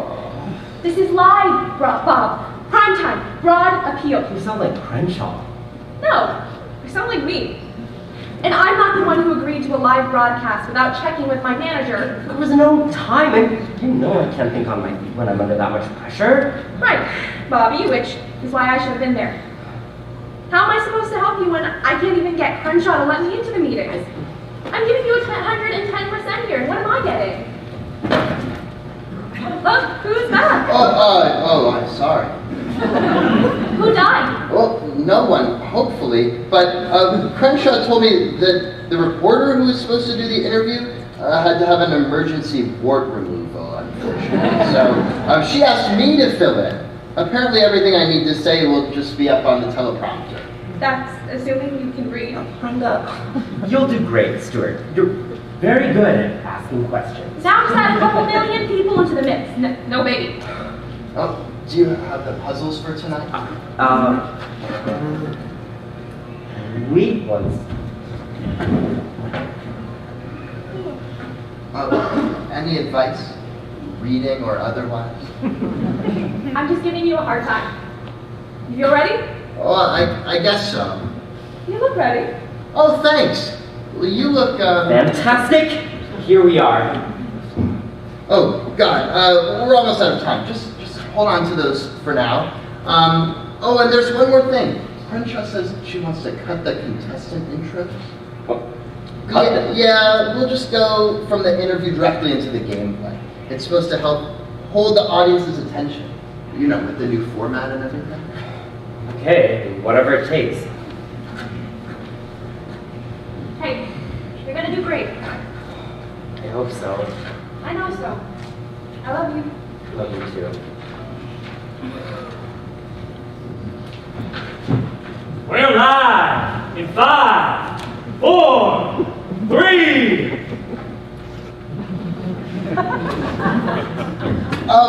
Ladies and gentlemen, thanks so much for tuning into the first ever live broadcast of Word Nerd. I'm Stuart Olson, and I'm the man here. The man here with me needs no introduction. He's Bob Otto, the show's host since its inception, and by his own admission, America's second favorite cruciverbalist. Which is just a fancy word that means for people who design crossword puzzles. Bob, let's turn back time for a moment. How did you get your start hosting Word Nerd? Well, Stuart, that's a fantastic question. So well articulated. I've always been a bit of a puzzle. At least that's what my psychiatrist tells me. The first time I ever took a spelling test, I finished faster than anybody else. So I just sat there, figuring out which other words I could make from the same letters. I mean, graduation morphed into out in drag. Christmas morphed into Trim's cash, and chemistry became shit, me cry. My grammar needed a bit of improvement, but my teacher, Miss Norman, was pretty impressed with my affinity for words. She started giving me worksheets from this book of puzzles, and that's how I discovered crosswords. By the time I got to high school, I started writing puzzles for the Akron Beacon Journal, and after graduation, they brought me on full-time. My puzzles were syndicated to some other papers in Ohio, which got me some national attention, and that's when I made my way out here and pitched the show. And you write all the puzzles we see on WordNerd yourself? I wouldn't have it any other way. Well, how do you manage that? My experience is pretty limited, but I do know there's barely enough time in a week to write one puzzle, let alone 3. What's your secret? Well, there's no secret really. It's just all I know how to do. But maybe for the sake of aspiring puzzlers out there, you could give us a window into your approach. I'm sure you've developed your own unique philosophy of crossword construction. That I have. I've sometimes heard it said that building crosswords is an art, a claim with which I'm eager to engage. Since even if a puzzle comes from deep within your heart, you're still just filling boxes on a page. That's it? That's it. But you'll also hear the counterclaim delivered with defiance that since it can be formalized with ease, the work of cruciverbalists is actually a science, though I think you'll find that Feynman disagrees. Feynman? So after years of practice, what I found is something you could call a middle ground. And though it seems subjective, I'm now of the perspective it's not an art or science like they claim. So in answering your query, I'm inclined to share my theory that it's best to take it seriously only when you must, because you'll trust it's just a game. Of course, there are still a few steps you might want to follow, especially if you're just starting off.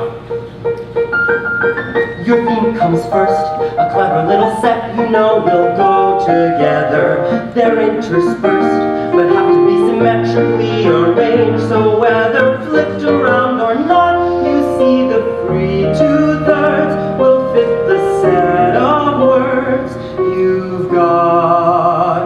So, for instance, maybe your theme is metals. You find 2 phrases of the same length, like silver lining and gold standard, both 12 letters. You place them symmetrically, and then do the same with the rest of your longer theme words. And then the fill, with lots of other smaller words you need to think of. By force of will, you'll nearly get them all until you're on the brink of cruciverbal bliss. You'll say some whispered prayers, you're on your last few squares, then just your luck, so you're somehow stuck. Who cares? 'Cause it's just a game that anyone can play. It's just a game. So all I can say is even if it seems insurmountable, hide your pride and set aside your shame. 'Cause it's just a game. Sometimes, when you get stuck on the fill, you need to rework the whole corner, or even the whole puzzle. When that happens, you shake it off, and you start again, because nothing feels better than when it finally clicks into place. And then the clues, you want to give a subtle hint that's not distressing, but when you choose, you gotta know which one will work to keep them guessing. Which of all the ways is to a phrase or word with things you think they were. So don't feel bad if it's just a tad absurd. 'Cause it's just a game with things like being tough. It's just a game which might be enough that if you make it daunting but doable, every player starts to say your name. But it's just a game. And that's the reason I've enjoyed it from the start. The perfect puzzle makes the player feel they're smart. And that's the goal of every single episode I've done. I keep heading forwards, always spreading forwards, not forgetting the fun. It's just a game where everyone will win. It's just a game, so that's we begin. And even if it seems unbelievable, take delight what's all in sight is never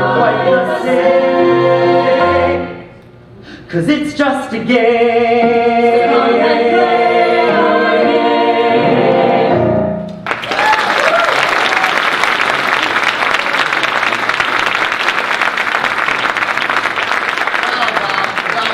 I think I speak for everyone watching when I say how lucky we are to have witnessed a masterclass in crossword puzzle construction. I have to ask, did you take the same approach building tonight's puzzles? After so many years, it's really become second nature to me. Of course, I knew we'd have a big audience tonight, so I did what I could to ensure these puzzles would be the best of the best. And you have those puzzles in your hand right now, isn't that correct? I sure do, but no peeking. Of course not. Now, to give those of you in the audience a little window into how we do things here at WordNerd, Bob typically hands the puzzles off to the graphics team just before the show begins. That way, there's no chance that anyone else could look at or tamper with the puzzles ahead of time. Is that right, Bob? That's right. Well, that's all the time we have for our interview, folks. So you know what that means. It's time to solve some puzzles. I've been Stuart Olson, and give it up for your host, once again, Bob Otto. Thank you, and welcome to tonight's very special episode of WordNerd. If that interview was any indication, we have some spectacular puzzles for you tonight. But first, sorry folks, still getting adjusted we'll actually begin playing at this very moment. Returning viewers will remember Cynthia from last week. Let's also welcome Nicole and Oliver, our two new competitors. Sorry folks, I never forget a name, but I never learned yours to begin with. So, let's not waste any more time because we have got a game to play. Cynthia, as our returning champion, you'll have the honor of selecting the first clue of round one. Let's take a look at our options up on the board. Wait a minute. Not so fast! That ain't your puzzle. I'm sorry, there must be some sort of mistake. No mistake. Looky here. And to think I respected you, Bob. Jed, what are you doing here? Howdy, folks. For those of y'all uninformed, my name is Jed Numbers, and I'm the proud host of Super Sudoku. I was just popping by the studio on account of having left my hat here. I found it in Bob Otto's office, and while I was looking, I discovered these 3 newspapers with the crosswords cut out. Irrefutable evidence that old Bobo here has taken other people's puzzles and passed them off as his own. What? No. Then why have you got the papers, Bob? Got lots of papers. I have to keep up with the developments in the crucible world. But I would never steal a puzzle. Is that so? Well, I went and I Googled the answer keys for these missing puzzles from your office. Let's see if they match up. Here we are. 18 down. Ascot. That's more than a lucky guess, Bobo. You reckon we should go for 2? That's not my puzzle. You're telling me. Let's see. 9 across. Runyon. How about 14 down? Barcelona. I don't understand. I'm just lucky I got the call. I left my hat here. Or else I may never discover the sad truth. Bob Otto is a puzzle stealer. No. Are any of the puzzles ever yours, Bob? Well, of course they are. They all are. It's just, why can't... I've heard contestants on Super Sudoku cheat. Stooping that low, huh? Who are you to point fingers? I can only begin to imagine how many puzzles you must have stolen in your lifetime. Why'd you do it? Don't say anything else, Bobby. Oh, I didn't do it. It wasn't me. And that right there is exactly the problem. If any of y'all con folk would like to see an honest game show, then I recommend tuning in to Super Sudoku starring yours truly. Why haven't we cut commercial? Red Chuck should be cut. It wasn't me. I don't know what happened. For Christ's sake, cut the commercial. Cut! You could know after so many years, this show was only a sham. I can't believe it. All of the puzzles were pilfered from peers in Bob's elaborate scam. He's a person we implicitly trusted. We've been narrative we all embraced. But now we learn the truth from this crucible sleuth that our trusted pupils always misplaced. And he's cancelled.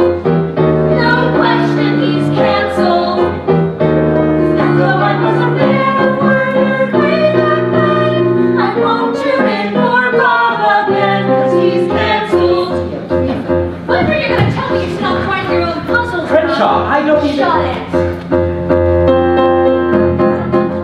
Bending the rules, as wrong was moral wrong. But I can explain.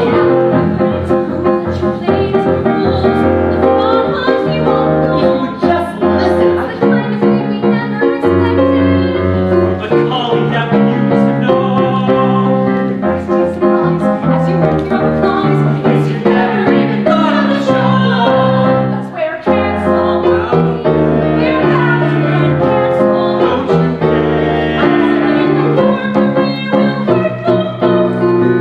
We're back again, cancel. Don't you care? Bobby, don't listen to anything she says. You're under contract. The laws surrounding game show scandals are quite clear. His contract is null and void.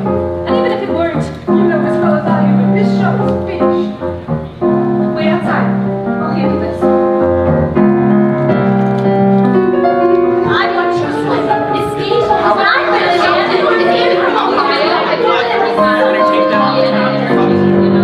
He's canceled. Simply canceled. He'll never work in this or any other town. He can't make up for what went down. 'Cause he's canceled. Incurably canceled. And now that he's canceled, I guess we'll just cancel the show.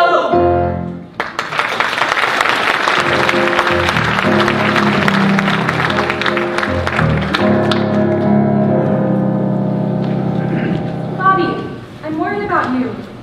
It's been 2 weeks since the live show, and I bet you haven't left this couch once.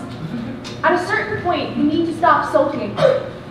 Sulking, Brenda? My rival tempered with my puzzles, Crenshaw fired me, the network canceled the show, and now the entire world is convinced I'm a thief. What should I be doing? You should be keeping your head up because we're going to figure out what happened with the live show.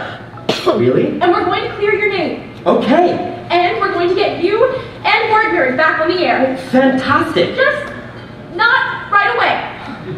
Why not? Have you been on Twitter this week? You unplugged your phone. Well, you're all over Twitter. Is that the one with the dances? No. But you're all over that one too. The thing is, people on social media like to jump to conclusions, and the evidence isn't exactly in your favor. Fabricated evidence? Oh, the teenagers on Crossword Talk don't know that, Bob. Crossword Talk. Luckily, the internet has a notably short attention span, so they'll calm down in a couple of weeks, which means we have enough time to talk to Crenshaw and get things back to normal. But in the meantime, we need to do whatever we can to build back your credibility. And how do you expect to do that? Believe it or not, you're a hot ticket right now. I've been getting calls left and right from people who want to work with you. I thought I was canceled. Any publicity is good publicity, Bob. And lots of places need a boost however they can get it. But don't worry. Once we get your smiling face back into the public sphere, even the harshest critics will remember why they loved you in a heartbeat. We'll work on the smile. I don't know, Brenda. I think I might be cursed. Cursed, canceled, those are just words, Bob. They don't mean anything unless you let them. Life got you down, get off the couch, Bob, because it's all too much to bear. Yes. Turn up your frown, shake off your slouch, Bob, and pretend you just don't care. Hide your pride and think until you make it. If you're cursed, then now the chance to break it. Screw the scandal, you can't handle heat. I'm not sure I can handle much of anything right now. Bobby, are you kidding me? Nothing's impossible when you got the whole hearted support of the world's toughest manager. Yeah, who so happens to be stuck with its least employable client. Could be you're right, could be you're screwed, Bobby, and you just can't catch a break. Yep. But I've seen the light and I conclude, Bobby, it's a chance you'll have to take. All you need is something to invest in. Words aren't all you're bound to be the best in. Come lay claim to some new game to be. Back on your feet.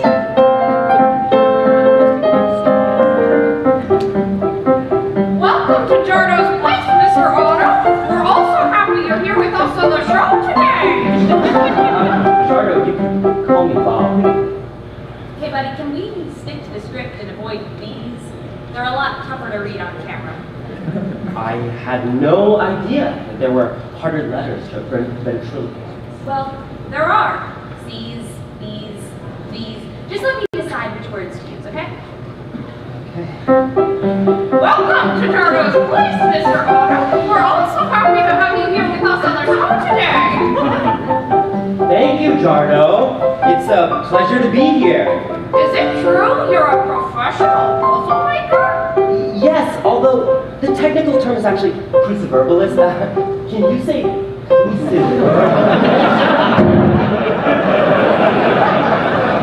Nope, we're done.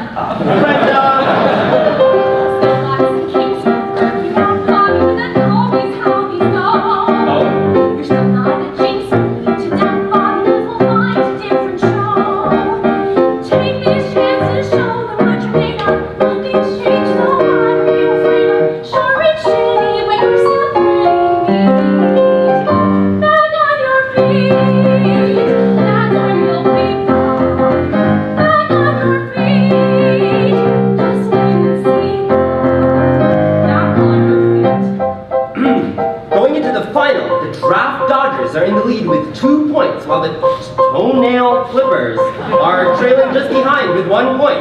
Now it all comes down to this moment. Dude, your questions are way too hard. Well, there's something to be said. Yeah, this trivia sucks. And we're winning.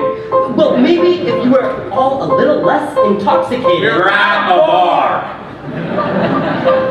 Putting those objections aside, the first team to answer the final question will claim the victory.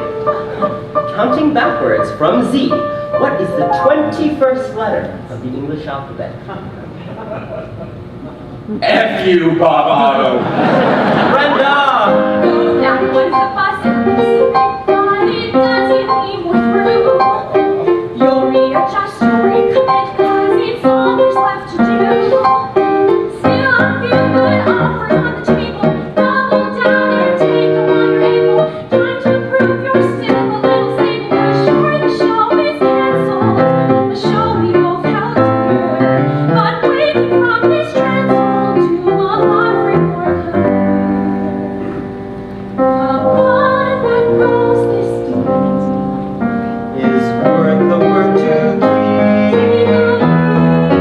Stop the moping. Still achieve your Stop the hoping. Just have to leave or see. Back on your feet. Fewer girls don't need a word of the back on your feet. We don't stop our chaos alphabetically. Back on your feet. Yesterday was fascinating, Mr. Otto. Back on your feet. Well, I'm not sure that crucifixion really constitutes a crossword. And, Back on your feet.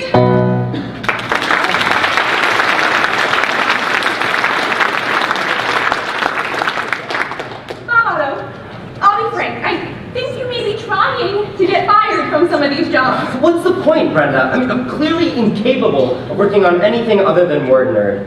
I'm a one-trick pony. Well, you haven't reached the glue factory yet, Bob, and I've got a lot riding on this race. I mean, whose fault is that? What? Nothing. Look, Bob, I need you to be totally honest with me about something. Of course. We'll get through it no matter what, but I have to know. Did you steal those puzzles? Brenda, what? Oh, I'm sorry, Bob. I really should take this. You've got Brenda? Are you kidding? Okay. Of course I didn't steal the puzzles. Oh, and why are you telling me? How can you even ask that? Are you serious? Why is this call so important? Could I have some time to think it over? Brenda, talk to me, please. Yes, that's perfect. I'll talk to you then. That was Crenshaw. Crenshaw, is the show coming back? Sort of. They're calling it Word Whiz. Word whiz. I didn't think to run that by me, at least. And it's going to be broadcast live. Oh, because that worked out so well the last time. Whatever. You were right, Brenda. It was only a matter of time before they'd ask me to come back. She didn't ask for you. Oh! She wants me. And who's gonna host? What's important is that one of us will be on the hold on. You can't work on that show. Listen, Bobby, this is exactly the opportunity we were looking for. I could take this chance to figure out exactly what went wrong with Jed and then fight for you to get back in. Fight for me? Are you serious? After accusing me of stealing the puzzles? Besides, do you really think they're gonna let some PA have a say in who gets to host? Why did you assume I'd be a PA? Brenda, you know as well as I do that Crenshaw isn't exactly your biggest fan. Well, she's promoting Mike and offered me his old job. Line producer. So maybe it was you she didn't like. And you really think some temporary title means you're gonna have the power to get me back on? Either you're lying to yourself or you're lying to me, and honestly, I don't know what's worse. Bobby, you're not listening to me. No, I'm hearing every word. Guess you really need a boost of self-esteem to accept an offer as a stand-in, ready to abandon your convictions of the past. After all that we'd accomplished as a team, I assumed we'd leave the show as equals. Now the sequel's here, and my part gets recast. And I recognize you're not the reason that the fans won't face me. Come next season, you might just replace me. And I can barely comprehend that I'm talking to a friend, but I guess that's at an end, so Brenda, do what you want. What I want? You think that's what this is about? Because by my recollection, I spent 10 years putting my wants on the back burner, only for you to scoff at every opportunity I find you. Do you really think that's what I wanted? Brenda! Give 110% and I get this, then I guess I'll pay my 10% back. All the time I spent then just waiting in the wings. Guess it's easier to fall around like this when you get to rattle off each riddle. Second fiddle just means plucking fucking strings. The player who was on the bench all seasons now the starter. Am I Mike Crenshaw that you bring the murder? And I'll admit it was macabre how she threw you to the mob when she's offering a job. So Bobby, do what you want. Can't you see she's just using you? And what have you been doing? This was supposed to be a partnership. Yeah, 50-50. I do all the work, and you get all the credit. Please. Is something funny to you? Don't get me wrong, you make demands maybe, but our jobs are not the same. Tag along, you shake some hands maybe, but I host the goddamn game. It seems to me you still don't know how desperately I need this show. You had one good idea 10 years ago, Brenda. You have to let go of the past. You're right, Bob.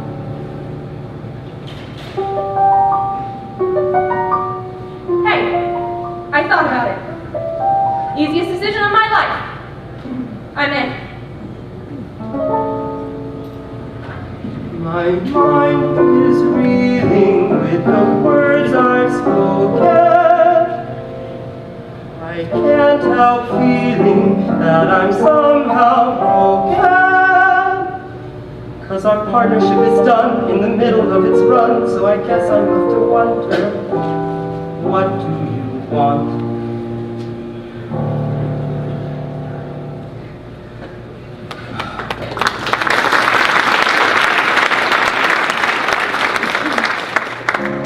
Join us next week for Word Biz, the competitive crossword game show hosted by everyone's favorite newcomer, Stuart Olson.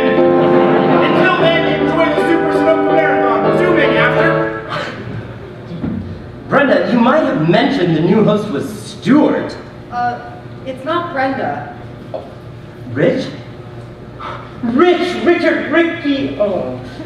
What are you doing here? I hadn't heard from you. I thought you might want... Bob, are you okay? It wasn't Jed who set me up, Rich. It was Stuart. Stuart? Think about it, Rich. The live show was his idea. He knew it was the only way I'd ever slip up, and he deliberately threw me off my game. I've spent all this time wondering how Jed tampered with the puzzles, but Stuart had them there, in his hands, and he's the one who switched out the envelopes. I'm pretty sure he planted those papers in my office and called Jed about his hat. Why would Stuart want to get you fired? Because now he gets to be the host of the new and improved Word Whiz. That was the missing piece of the puzzle. Crenshaw called me this morning about coming in tomorrow to take measurements for a new suit. I just assumed it was for her. I guess that means I'm working on the new show. So is my ex. What? My ex-manager, Brenda. Brenda's working on Word Whiz without you? She thought she could convince Crenshaw to bring me back on. Honestly, she can be so naive. You're probably right. Until this whole situation blows over, I'll doubt they'll put you on the show. Rich, you're a genius. What? That's my way in, what you just said. That they won't put you on the show? I was just trying to be realistic. But maybe it's time to get unrealistic. I think I'm missing something.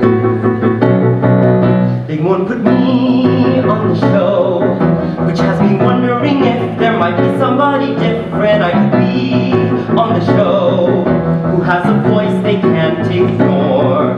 While you're working on Stuart's new look, you can also make one for me, a disguise. That way I can sneak onto the show as a competitor and nobody will be the wiser. Are you sure you thought this through? That's just the start of the plan. But if the friends I've amassed, including Kathy from casting, are a part of the plan, then I can earn the highest score, and I'll restore my former glory once I do. And even if the takeover takes, I'll have a makeover thanks to you. You don't have to guarantee me you'll defend me from the horde, since they'll never even see me as a threat. And the outcome will redeem me when I fly across the board, 'cause you better believe I'll get the last word. I have a few things in my car that could work. You know, Brenda, I'm always seeing a little bit of myself in you. Have I ever told you my philosophy on dreams? I don't think so. Sometimes they come true. You're finally a producer, and Stuart is about to become America's favorite cruciverbalist. It was always second favorite. I'll probably be the least favorite. I can't write puzzles like Bob. He's not exactly the genius everyone thinks he is, Stuart. The show will go on without him. Brenda, I'm shocked and a little excited to hear you say that. You're absolutely right. We don't have fun anymore, and the puzzles are worse. At least we're not at the mercy of the snob anymore. Without the sagger won't be ours. At least your bouts of nagging those will disappear. 'Cause now you're here, and it's time you put behind you your obscure supporting role, which I hardly need remind you like friends, right? Because the show that once defined you is the show you now control, and you better believe you'll get the last word. Do you feel that, Brenda? I think so. That's what it feels like to be on the winning team. Now attack the floor. We've got some pretty big shoes, and we've got some people to boss around. Just excited, don't you? I'm for excitement. The first episode of Word Whiz shoots in less than a week. Speaking of which, why are you still here, Stuart? You've got a lot of brushing up.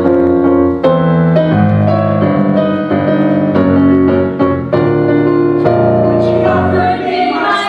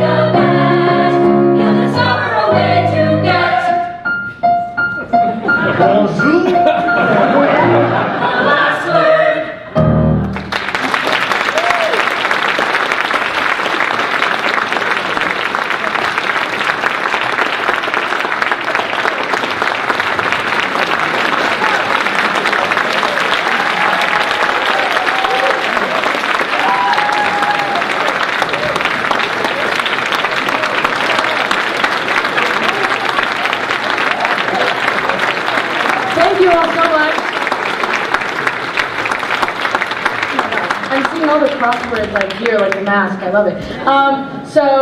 Again, I'm Viviana. I'm the director. I'm so proud of all these people. I just want to say that was Act 1 of the new musical Word Nerd. And if you want to see what happens next, you should come see it in New Haven. It's not that far away.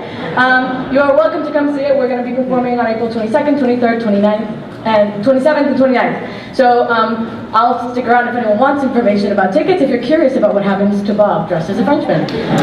It contains many more crossword references, many more puns, and at least one Will Shortz joke, I promise. So please come see it. Thank you all so much.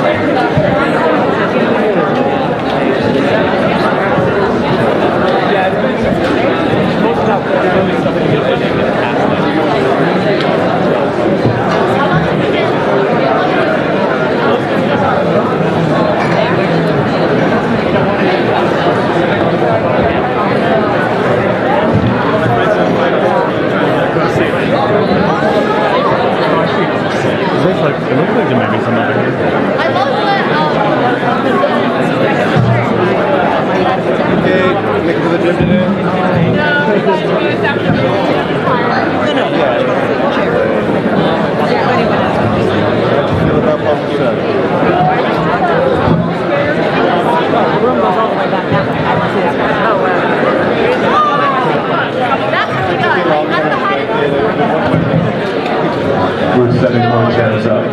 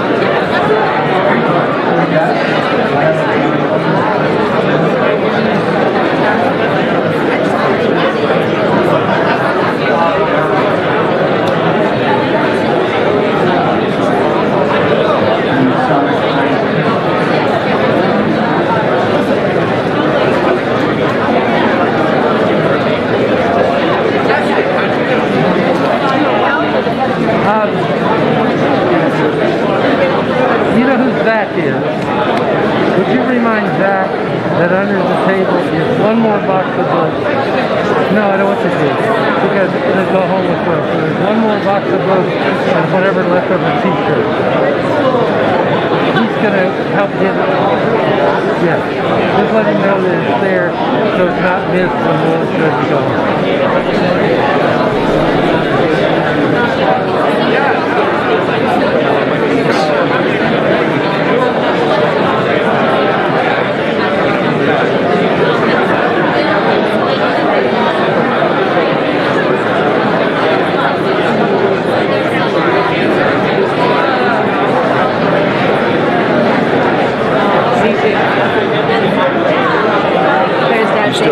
Oh, that's good.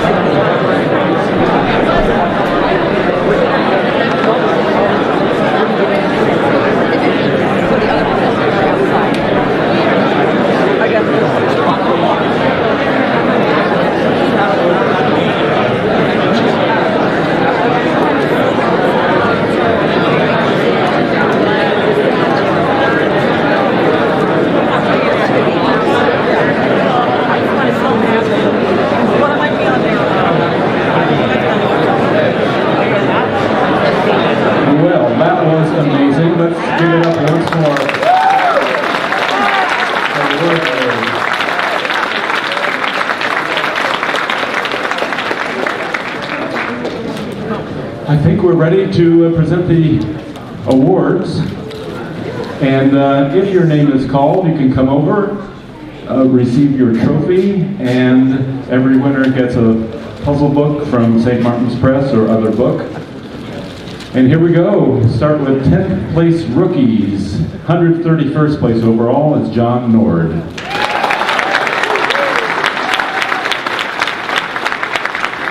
9th place rookie, 130th overall, George Manis.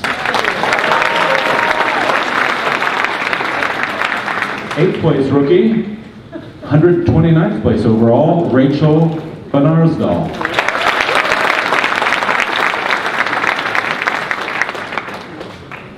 7th place rookie, 108th overall, David Brown.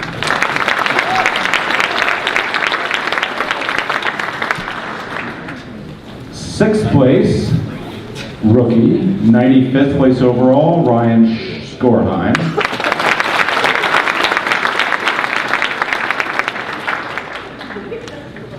5th place rookies, 93rd place overall, Terry O'Shea.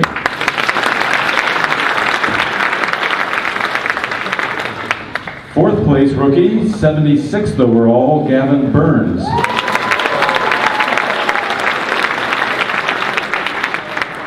I'll announce the 3rd place rookie in a little while, but 2nd place rookie, 42nd place overall, Justin Ames.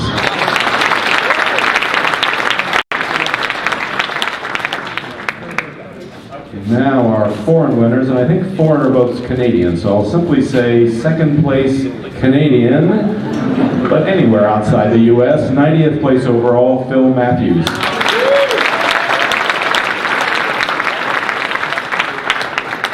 And 1st place foreign, or Canada, 43rd overall, Emily O'Neill.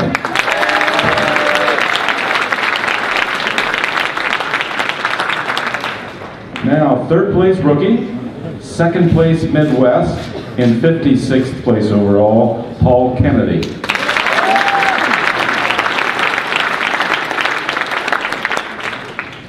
1st place Midwest, 54th overall, Dan Sadoff.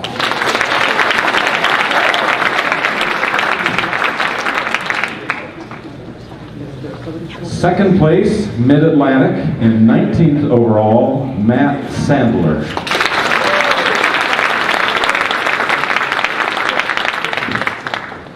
2nd place in Westchester in upstate New York, 26th place overall, Jonathan Olson.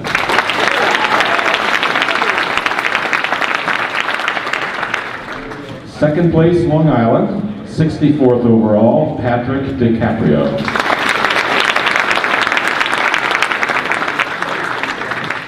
1st place, Long Island, 40th place overall, Peter Gordon.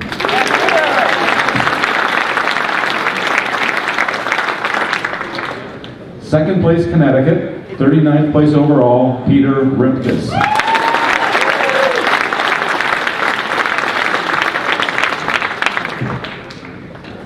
3rd place, seniors, and in 468th place overall, Ruth Mueller.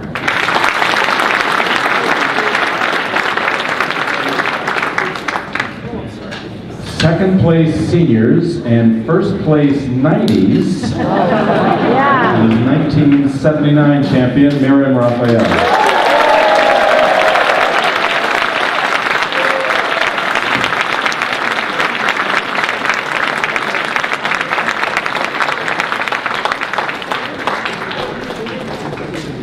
First place seniors, and 193rd place overall is Julie Von Ham.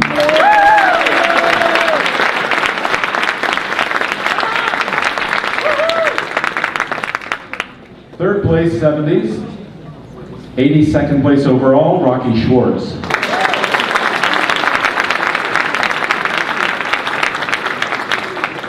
2nd place 70s, 61st place overall, Phoebe McBee.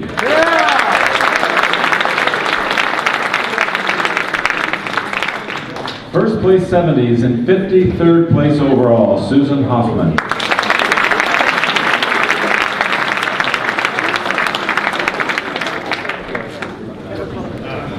Third place 60s, 17th place overall, Al Sanders.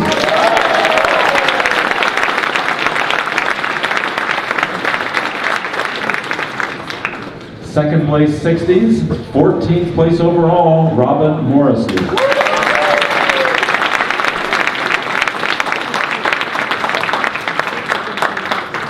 First place Mid-Atlantic, first place 60s, 13th place overall, Roberta Strauss.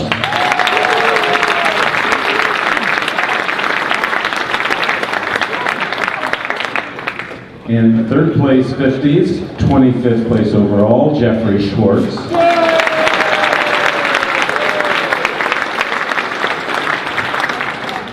Second place 50s, 24th place overall, Doug Peterson.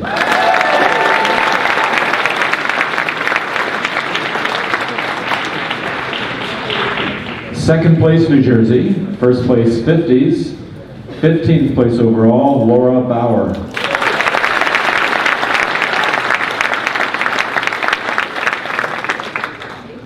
Second place juniors, and 113th place overall, Raymond Goslow.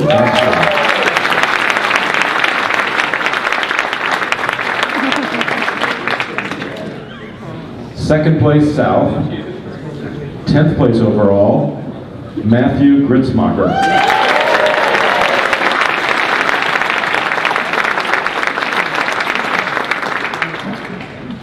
First place New Jersey, 9th place overall, and former ACPT champion Howard Barkin.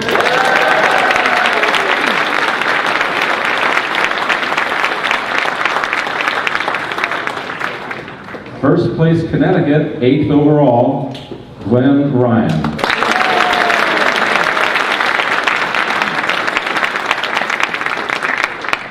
First place New England, 7th place overall, June Pock.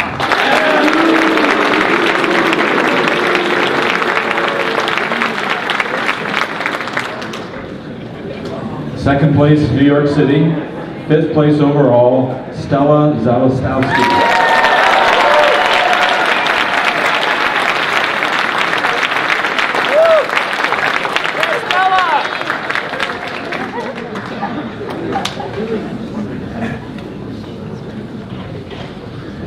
First place New York City, 4th place overall, Andy Kravis.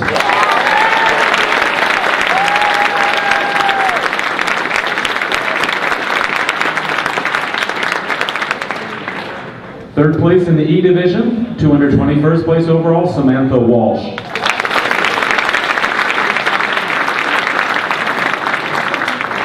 Second place, E division, 183rd overall, Wendy Proskin.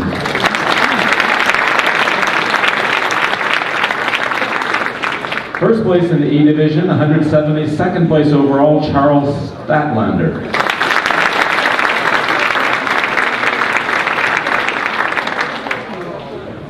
Third place junior, third place in the D division, Evan Monken.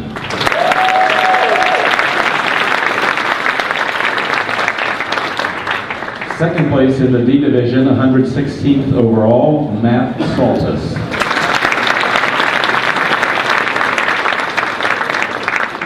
First place D division, 99th overall, Robert LaRose.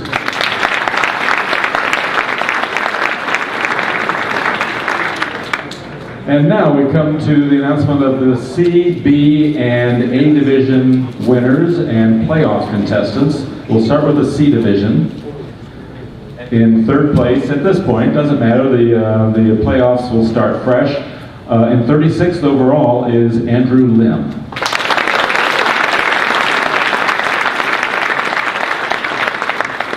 In second place in the first 7 puzzles and 34th overall is Dan Schwartz.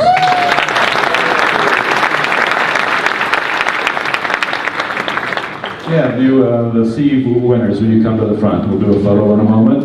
And first place in the C division based on the first 7 puzzles, and the first place rookie as well, 21st overall is Mike Wilhelm.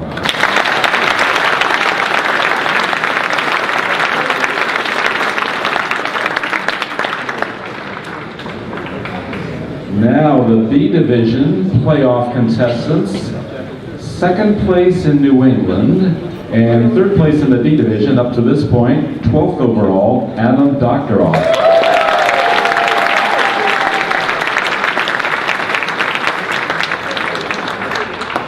First place in Westchester, upstate New York, and 11th place overall, and your second B division playoff contestant is Jesse Weinsner.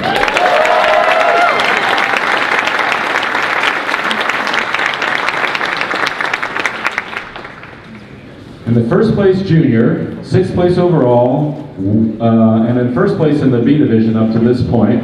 Amazing, he's in 6th place overall despite having made 2 errors in the tournament, is Paolo Castro.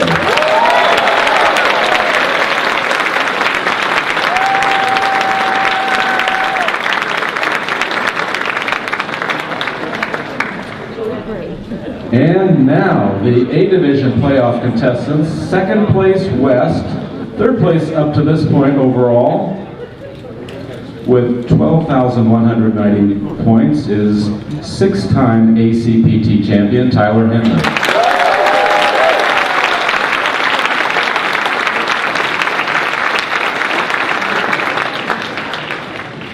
First place West, 2nd place up to this point with 12,215 points, 8-time ACPT champion Dan Fayer.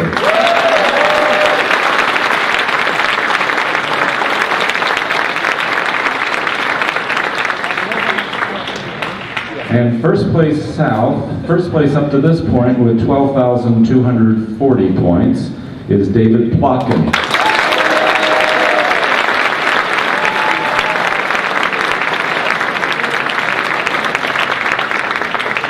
And let me mention 2 other things. There were 32 contestants this weekend who had perfect papers on all 7 puzzles. Congratulations. And one other special award I'd like to mention, it's our annual handwriting award. The judges, thank you for your perfect handwriting. And the winner of this, you do get a trophy and a book, and that's Laura Zippin.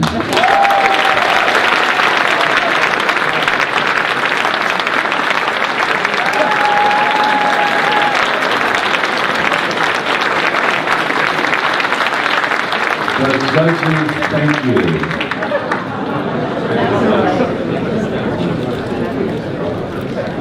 So here's what's going to happen. The A and B contestants will be taken to a secluded place where they can't see or hear anything that's going on.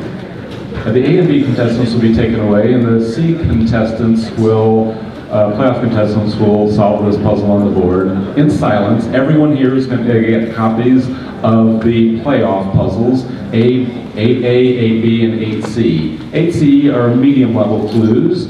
8B are hard clues, and 8A clues are super hard clues, and you can solve whichever one you want. This first round will be conducted in silence, so you can solve the puzzle. You can also watch what's going on up here. It's a 15-minute puzzle. After the C division is done, the B contestants will come up, and we have live commentary. I'll introduce our commentators in a moment. And I'll also introduce the constructor of the final puzzle. So, I guess whoever is shepherding the A and B contestants, shepherd them away. A and B contestants, and take them downstairs. Yeah.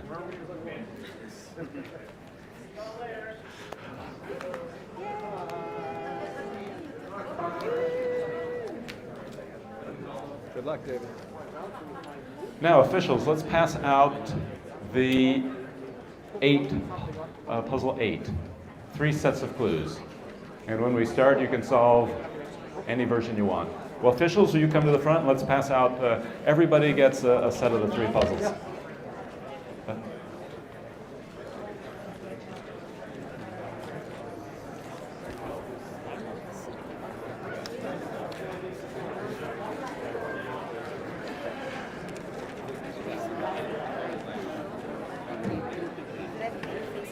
Face down. Face down. Face down. People might see the thing. That'd be great.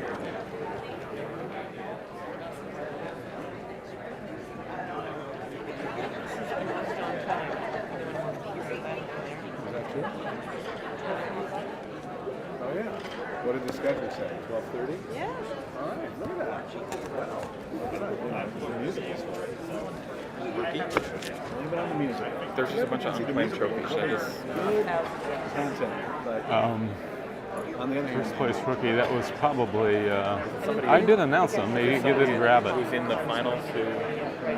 I'll look it up. Yeah, we'll get those trophies after the... What you got? Up here with us? Yeah. Thank you. Come stand up here Let's with us. pass some more of these out. Would you pass some more of these out? No? I'm tired. Oh, I can grab some. Do you pass out? Yeah, of course. Everyone gets one of these.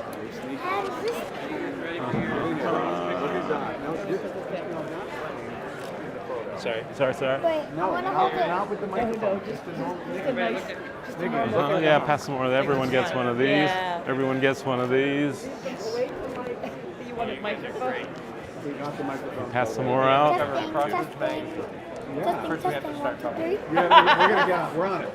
These guys will be in charge. Nice going, you guys. Thanks, Don. Sit down. Nikki. Huh, how do you turn it on? Sit down. You want a microphone? Get rid of that. Stop corrupting my children. Please. I don't know why that's here. Someone's going to our show. I want to put it on. Just put it on. Not use it. No.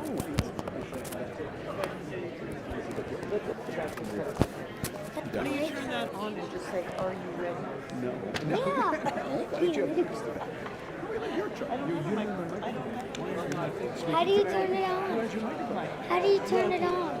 It's going to be Do the thing, one's in the front. Yeah. Number 2 is over there, and 3 is over here. That's correct. And this is all set up. Whoever's doing the time, just press start. Yeah. What do you mean? This board is just a little canted, but it's very minor. What do you mean? It's The bad? other 2 are straight up, and this one, closest to me, has a slight tilt back. Do you want, we could do one of 2 things. Put No. it straight up or put the other 2 back. That's fine. The other thing is, should we, Why we is could The reason raise... it's canted is because these other ones, I'm allergic. testing, had a tendency to tilt or Oh, okay. contestants. The I other am thing is allergic should we to raise and lower the board for people? Or? Including oxygen. If it's bad for somebody, but let's see. We've never had to do that before. I'm 5'3" and I can We should be good. We're going to do great on Venus. An entire row back there asked me if you would tell what the contestant number is of the handwriting person so that everybody can look at their work online. I don't know. It's Laura Zippin. Is there? They can look her. Oh, they can't do it by name, can they? Right. Okay. Yeah. Nancy is magical. Nancy can do that.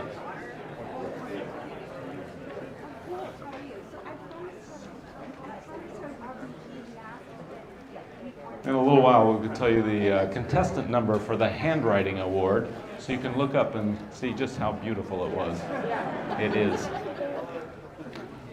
Okay, are the C contestants here? Let's go. Mike, you go in the middle. Dan, you're on the left.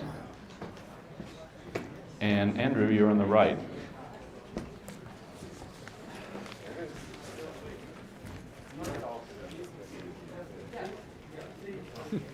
Let's hope they are.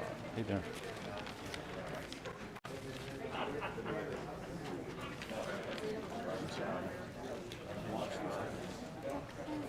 Each of them has a selection of markers. They'll be given the C level clues.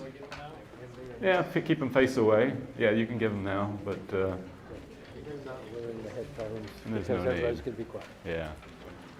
There's no talking during this round, so please don't say anything.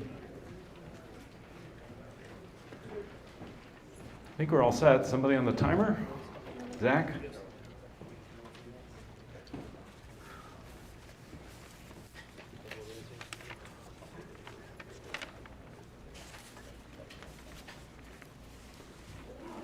And before we start, let me introduce the constructor. It's Wenna Liu, Associate Puzzle Editor of the New York Times.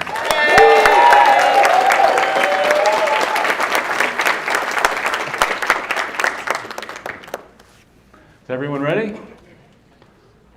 On your mark, get set, go.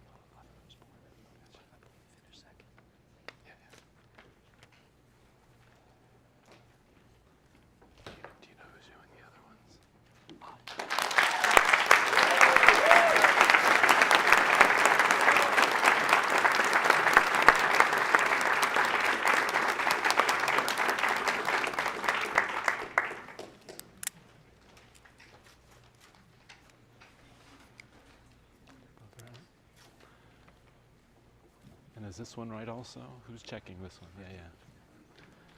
All right, all three contestants are correct. That means in third place, finishing in 5 minutes and 45 seconds, is Andrew.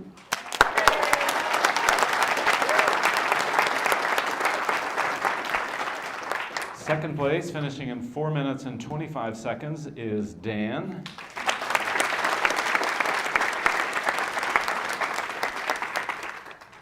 And the champion of the C division, finishing perfectly in 3 minutes, 55 seconds, is Mike Wilhelm.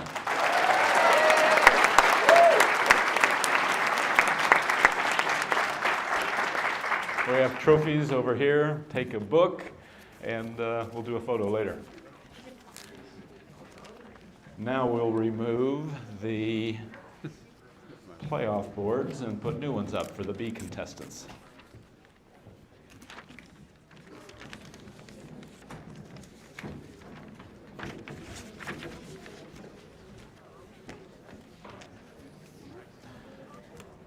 And while they're doing that, taking care of that, let me introduce our commentators on the next two playoff rounds.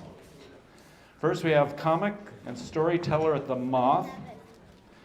She was the host of Ask Me Another for 9 years. She has a new comedy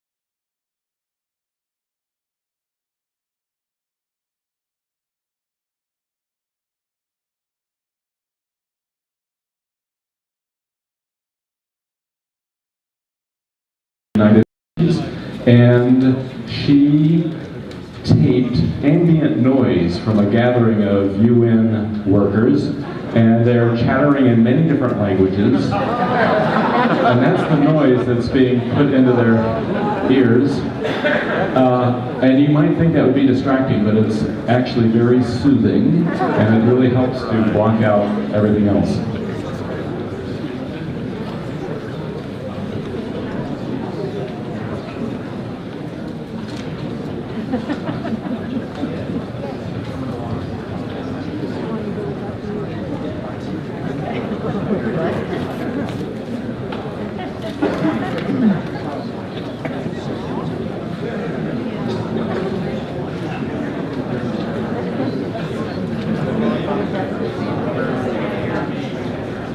Accuracy is paramount, so perfect in 14 minutes is going to be better than one error in 3 minutes.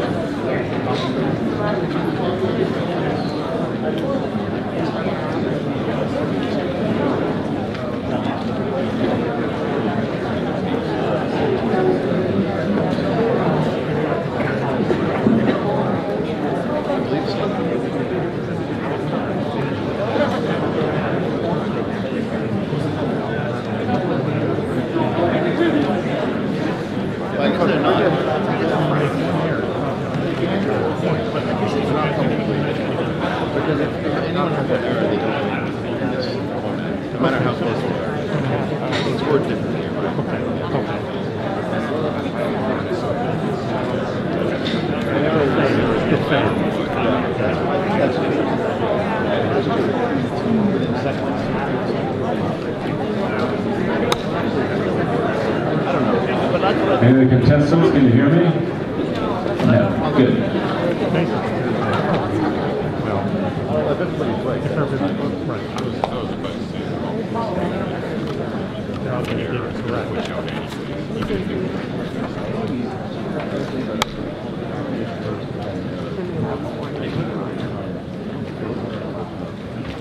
Looks like we're all ready. Once again, 15 minutes, but with harder clues.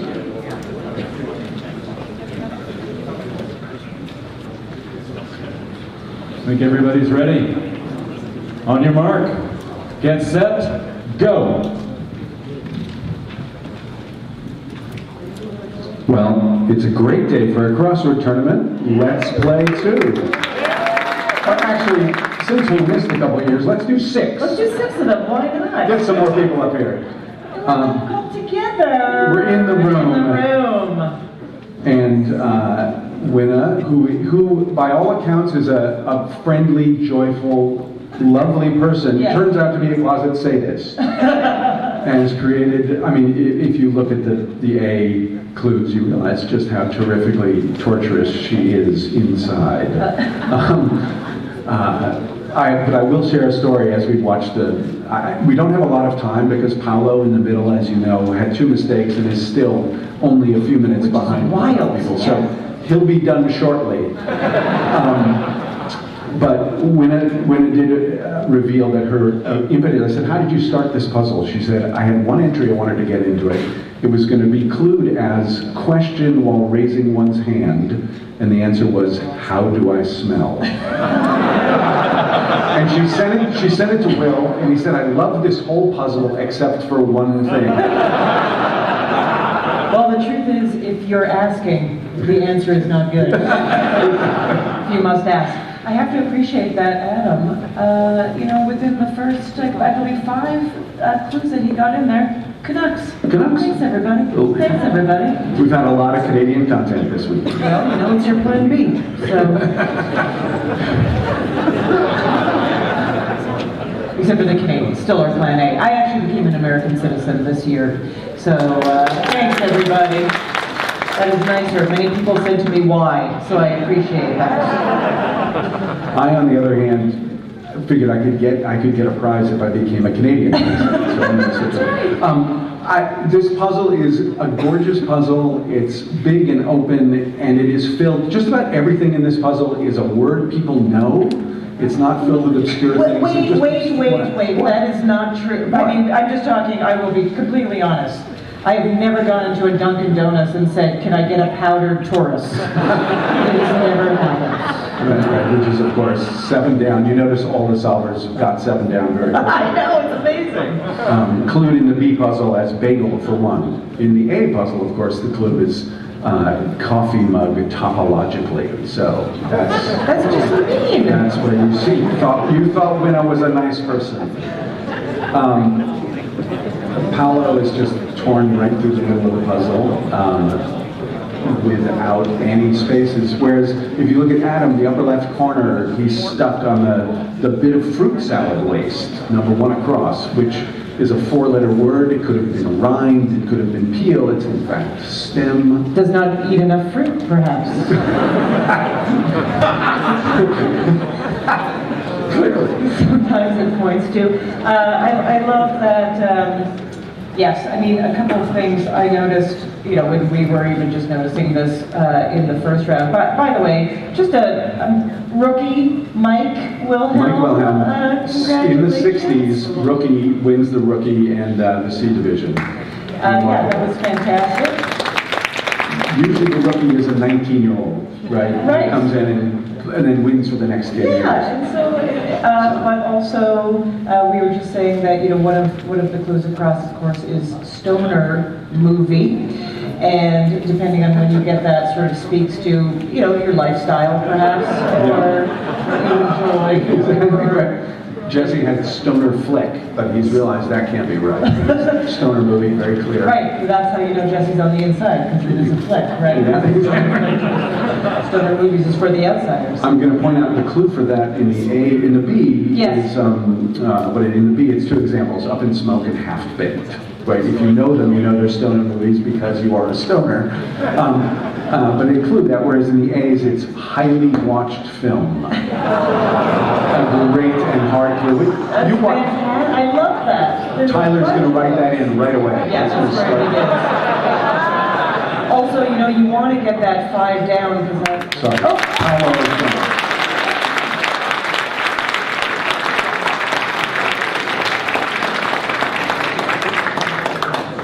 Fortunately, the other guys are slower, so we can still do the rest of the jokes. Just aspect ratio, of course, that's like such a you know, a lot of real estate there, so you want to get that, and we were talking about who gets that and who doesn't, and I have to admit to you all, that word in my household is said about 15 times a day, because I live with a producer, editor of promos, and he goes into hotels and people's houses and always says, you know, your aspect ratio is wrong on their television, and then fixes it. That's what he does. He claims his life is living hell because of the aspect ratio. He fixes the soap opera effect. And the soap opera effect, yes, exactly. All right, so Adam has gotten his upper left fine. Yes. Wrestling with the lower left. But I love that he put pet sweater. Maybe he will fix that. Instead of dog Instead sweater. of dog sweater, because guess what? Some ferrets have outfits too, okay? And to be fair, in the B clues, it's a bit of a tire sold at Petco, whereas the A clues tell you it's for a lab coat, so it at least helps you know if you can figure out that it has anything to do with dogs. Lab coat? Question mark? The other really fun entry, a really fun clue is 29 down, 17, which Winna claims to have like 40 different options for that were all fun. But in the B's, it's the unlucky number in Italian superstition, since it anagrams to I have lived in Latin. I have lived is Vixi, V-I-X-I. So that anagrams to X-V-I-I. The Romans being very clever with that. They were clever. And supposedly on, what were we saying, Air Italia flights, they don't have a row 7? All right.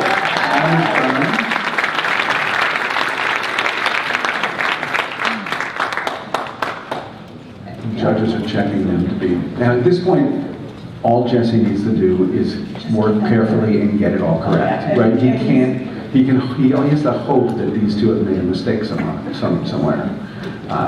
Doesn't look like they have, but he can hope that. I mean, Paolo made 2 mistakes today, so maybe he'll have a third. I don't think we're going to see him make a mistake again for the next 10 years. We're going to see Cindy Paolo. Speed, that's, let's see. Oh, we're almost there. So close. He's got that tricky 36 down. Yep. Rested at the hips as pants. Sat. Go across. Just go across. You'll be okay. Yes. He's going to check it. He's got time. He's done. All right.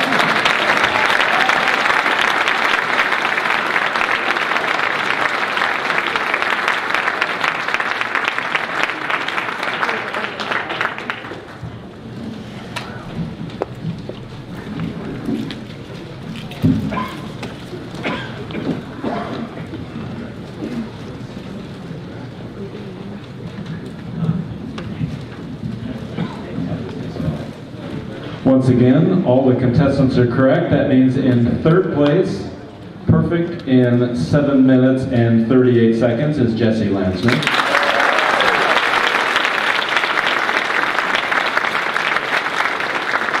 Second place, perfect in 6 minutes and 38 seconds, is Adam Doctoroff.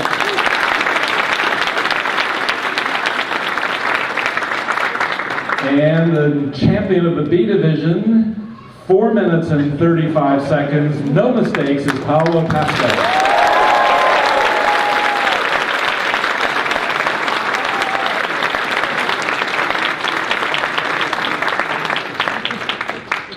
All right, judges, if you remove the boards, anyone who's interested in looking up that neat handwriting, check out number 492. That's Laura Zitman.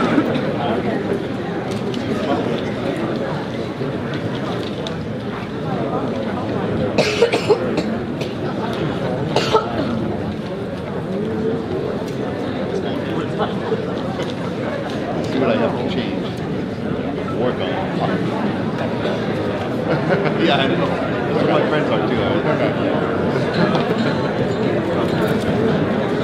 Apparently our handwriting winner left after puzzle 6, so there's no 7 to look at.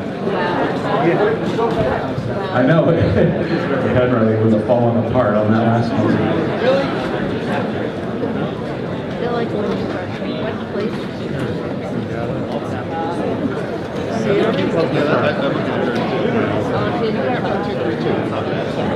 And Sam, you can text for the A contestant to come up. A contestant. Everything else is fine.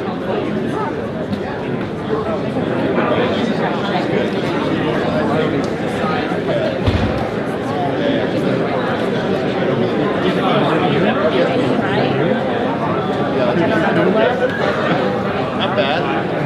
No big, maybe not big. I just.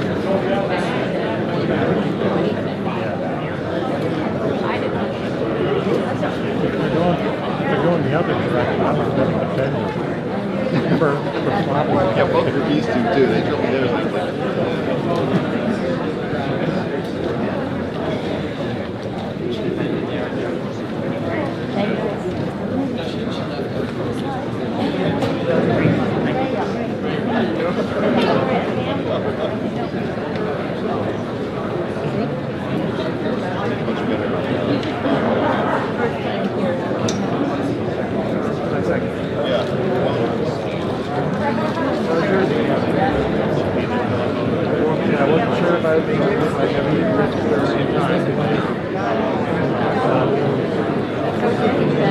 Let's talk about that. I don't know how. I mean, if you ask me where you can do some sarcasm, they're all alphabetical.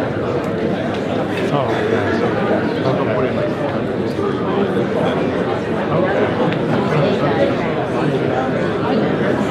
We're good, yeah, bring it in.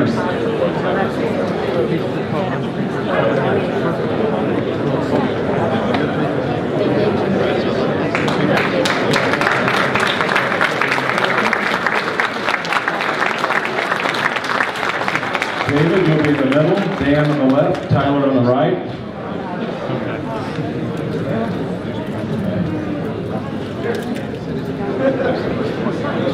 This is a battle of veterans, as I mentioned.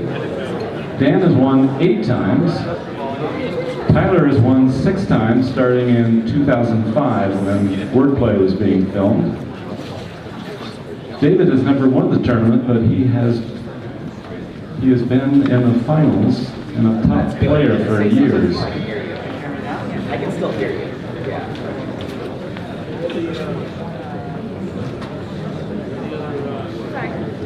All right, say something now. Cut the rig. If you said something I could not hear. Okay.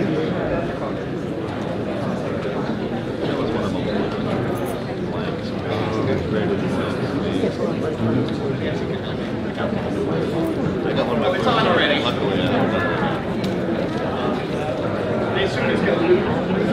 Volume's good.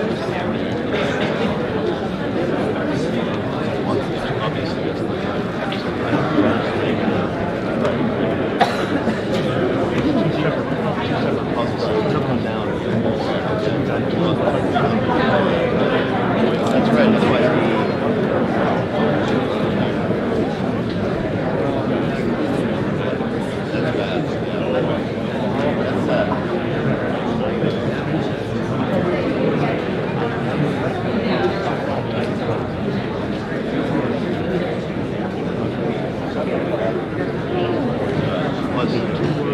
Okay, give them the puzzles.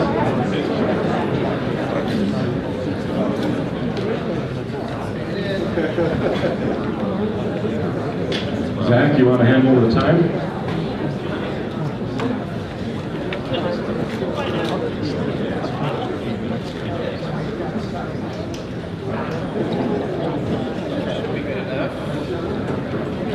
Any of you guys hear me? No. We're all set? Okay. For the championship, on your mark, get set, go. Well, look at these newcomers. How exciting it is to see people clearly that are going to be taking in what it is like to be on the stage for the very first time. The truth is, since 2011, and 2 of them, so these 3 people have been on stage every A final since 2011. And then if you go back to 2005, Tyler obviously had his run 5 to 9, and then Dan was the champion in 2010. So we've seen a lot of these 3. This is the first time all 3 of them have been competing against each other. And can I point out Tyler's second word, Taurus? See? What was I telling you? Taurus. He does a lot of topology. I can't wait to get him a coffee mug with the word Taurus on it. Okay, this is great. On 11 down in the A's, right? The answer is Artie. The clue is blank Ziff, Marge's ex-boyfriend on The Simpsons. If you watch The Simpsons, that's probably easy, as David does. If you don't, it's the deepest cut possible. Artie Ziff. I'm old enough that I want that to be Artie Shaw. Right? Yeah, let's go. All 3 of them. Well, I'm older than all of them. Allied, a word that I asked Winna if it was real. So another crossword. The upper left is tricky enough, and as people know, you want to solve from the left to the right, so you have the fronts of all the words. Yep. Unless you're these guys, it doesn't matter. You just write the words in the opposite direction without thinking twice. I love 18 across. Square figure, maybe. And the answer is park statue. Maybe. Another maybe. I mean, there's so many, I feel like in the, our hardest clues here, there's a lot, Winna wrote a lot of just, I'm going to say beautiful poetry. Yeah. There's a lot of lovely things. Yeah, you can clap for her. Why not? I think you like 12 down, especially. 12 down. Yeah, the answer is mods. These guys had no trouble. They blew right through that. Yeah, can you... Panegyrizes. Oh, yeah, okay. I bet you use that word at home next to aspect ratio. Yeah, tell me, use that. Your husband sort of panegyrizes the aspect ratio of TV that's collapsed. It means My vocabulary is pretty good, but I'm a 5-letter Wordle kind of person, and anything beyond that. One across, as I said, is just so hard because it could be a bunch of different 4-letter words, so they've just totally avoided the upper left. Canucks, 2 of them have Canucks. Canucks, that was Tyler's very first word, proving Big sports fan. he either he's a big sports fan, or that is the one sports team he knows, which is also possible. I don't think so. Most Western. Arrest, that was one that I thought was very tricky. The next switch in the A clues is stops. It's in this case, a lot of the A clues are just vague. Right. They're not specific enough for you to get, so you need some help. Tyler's got the ST of STEM, still doesn't know what fruit thing that is. And he needs no fruit. Oh, okay, STEM, he's got it. And even with, I like that there's a lot of emotion in the A puzzles, just even with the short straw. It's not long and drawn out, unfortunately. I know, that is very smug to say that, unfortunately. Using drawn out in that tricky way. So Tyler has filled the top 2/3 of the grid. And like I predicted, Stoner Movie is right in there. Yeah, not bad. As is palm readers. All 3 of them got palm readers. Clued as, they believe the future is in your hands. I thought that was State Farm Insurance or something. And what was the one that... When it also had that clued as line judges, question mark, which I thought was great. So hard. Very hard. Great. I don't know about palm readers. You're going to love this, Tyler. Just put in dog sweater. Yes. Well, he lives out west, right? Yeah. Where they don't need sweaters, but they still wear them. I don't know if he has a dog. However, he doesn't have Brook Daily Drive yet, which is where you buy dog sweaters. I mean, the nice ones. I remember we had a dog coat for our little dog, and I went to wash it, and it said dry clean only. And I was like, that is ridiculous. Ever find me going to a dry cleaner with dog clothes? Like, just please say it's over. Oh, you it's over. You send to the dog, surely. Yeah. All right, Tyler is really he's blowing through this. Dan is going to have a hard time backing into the upper left. And David is working methodically, but he's got a bunch of blanks. He doesn't know ear warmer, 3 down. Ear warmer, well... Which, to be fair, is clued as simple head cold remedy. Yeah, I know, I struggled with that one too. I give the kids an ear warmer every time they have a head cold. I know. They're just terrible. You'll be fine. They're like, what is this? Like, it's headphones. They're like, oh, got it. That's what they know. Okay. Tyler's got weekend. Oh, yeah. No, okay. Week off instead of weekend. For rest of the calendar, question mark. Week off. Oh. Fair choice. Oh, he's going to change that. Yeah, he'll figure that out. He's going to figure that out. Because... That is my favorite Maggie Smith line from Downton Abbey, where they're like, we're going to do it on the weekend. She was like, what is a weekend? You're so rich, you don't know. There you go. He's going to... 30 down, of course, is clued as holding up. The answer is aging well. I took that, to heart. I thought that was a nice thing. Holding up, yeah. Everyone aged a couple of years. That is true since we last seen each other. I will say that a friend of mine stopped dyeing her hair during the pandemic. Wait, we're almost very done. close. He's got 2 letters to put in. Army, he's got it. That's it.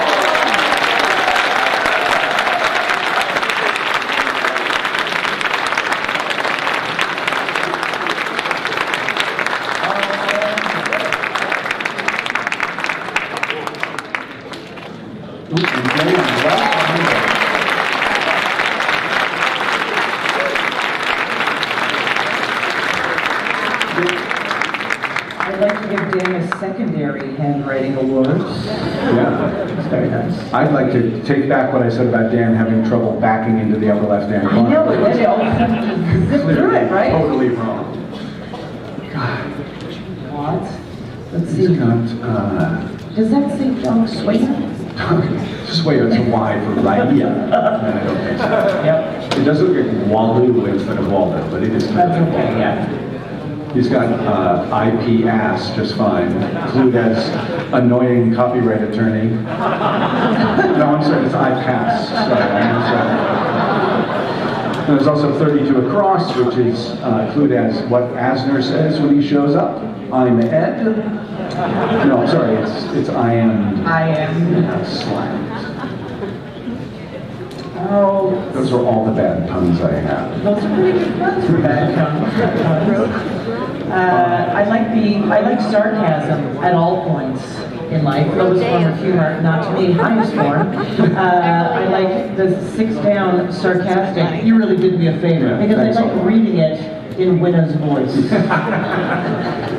So just to check in on David, he doesn't know the time travels because he has 25 down is very tricky. It's eagerly awaiting, and the answer is a tip. I don't think I've ever said that word in a conversation. Because no one's ever given you a tip. Actually, everybody before was saying, we're really a tip for the finals, aren't we? Right? Oh, eagerly awaiting. I'm a tip. I'm a tip. Oh, I thought someone giving you money. I thought like, you know, sometimes when you're, loitering around too long, you're like, no, okay, got it. So David has put avid in there, which makes time travel start with a V. So he doesn't know what that could be. And that's clued as doesn't live in the present, question mark. And then 28 down, forefront. Yep. And then what's the end? A van, right? That's an old style word. That's right. So, of course, you know, something that comes in front of a surname, that's a little... He doesn't, he's got that, like, he's still, in ear warmers, he's stuck with do. There he's got do. Okay. Oh, now it's going to fix time travel. Yes. It's going to fix time travels. He's got a blank right in the middle of the grid. If only we could show him the future. Okay, he's filled it. Yeah. He knows the other two are done. He's going to take his time checking it. We assume for 34 down he's written a lowercase l for Loki, not Ioki. Ioki, my favorite god. Yes. Ioki, yes, that's good. 46, got that. I like that TWA's one-time slogan was, we're up to something good. So cute. Now we're very like. He's done.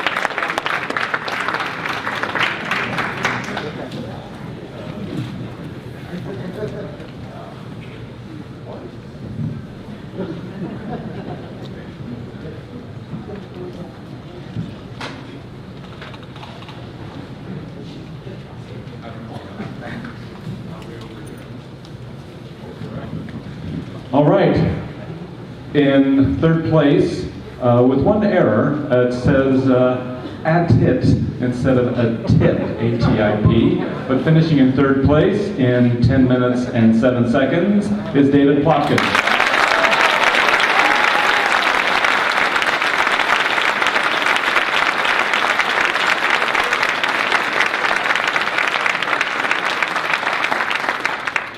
Second place, perfect in 6 minutes and 47 seconds, is Dan Fayer.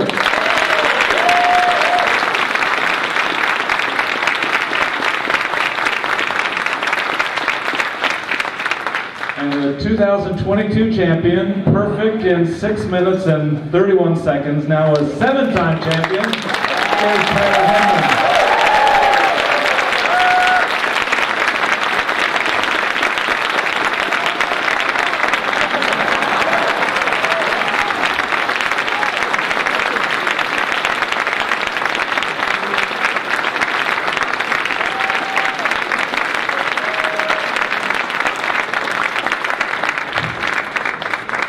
It's been wonderful having you all here. Thank you for coming. There are blank sets of puzzles outside in print. Feel free to take one. And thank you all for coming. That's great. See you again in 2023.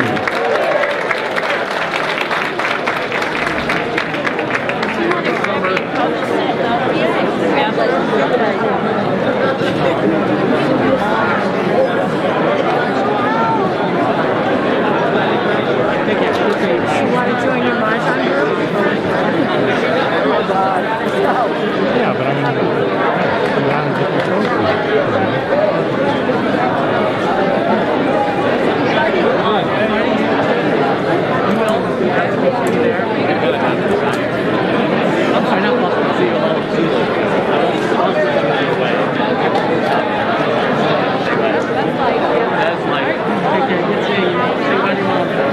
Congratulations, Glenn. Hey, good timing. Grab our puzzles and bolt out of here. Hi, Glenn. Take care. Man, Adam did great.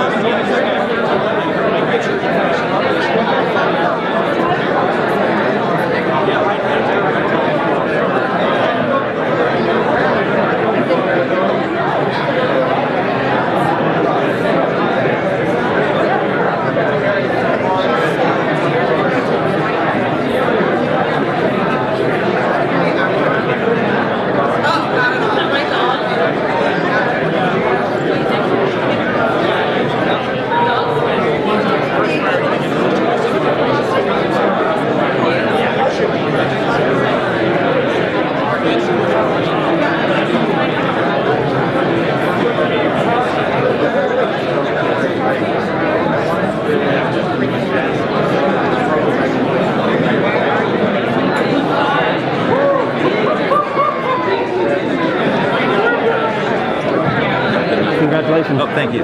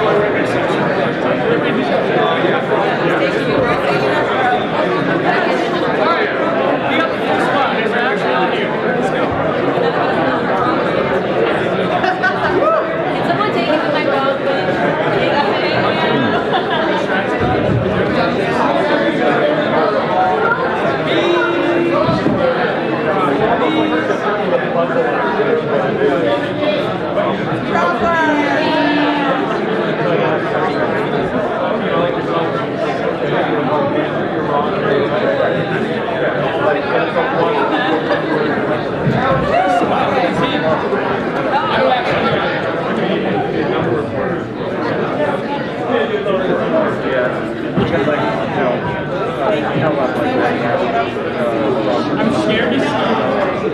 We're good.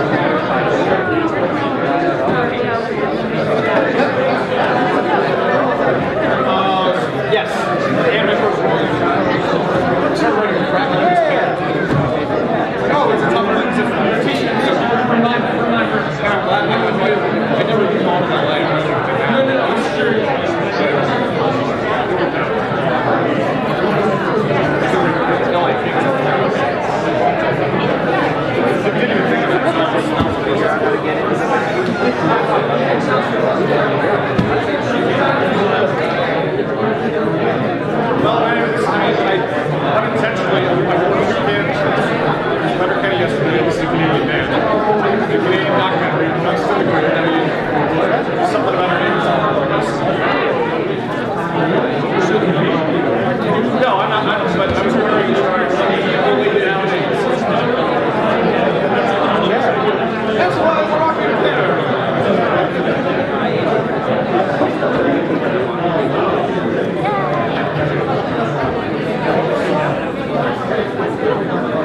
Last year was definitely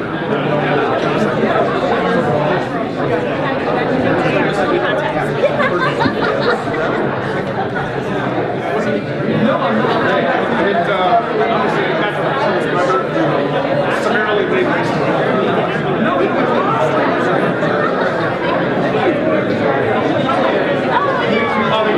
oh my God. Took a test together. We loved it. I saw it. 19 years ago. You were famous. The movie was 17 years ago. Oh, really? Yeah. It came out 60. Yeah, well, I've heard of it in the 60s. I mean, in 03, I went in 04, I was like, I think I was like 13. I made a mistake, I hadn't made that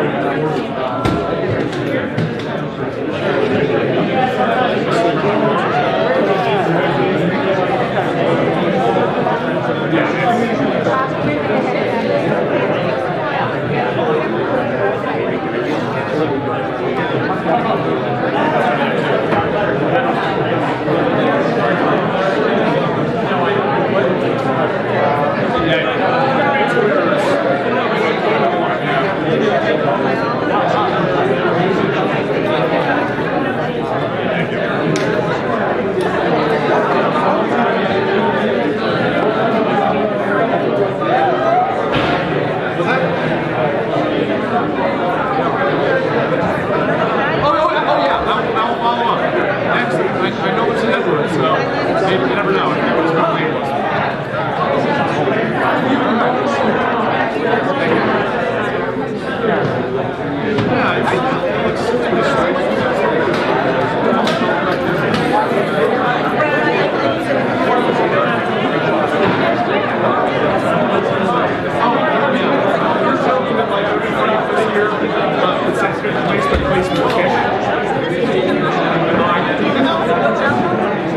We could probably do about 4 years about that.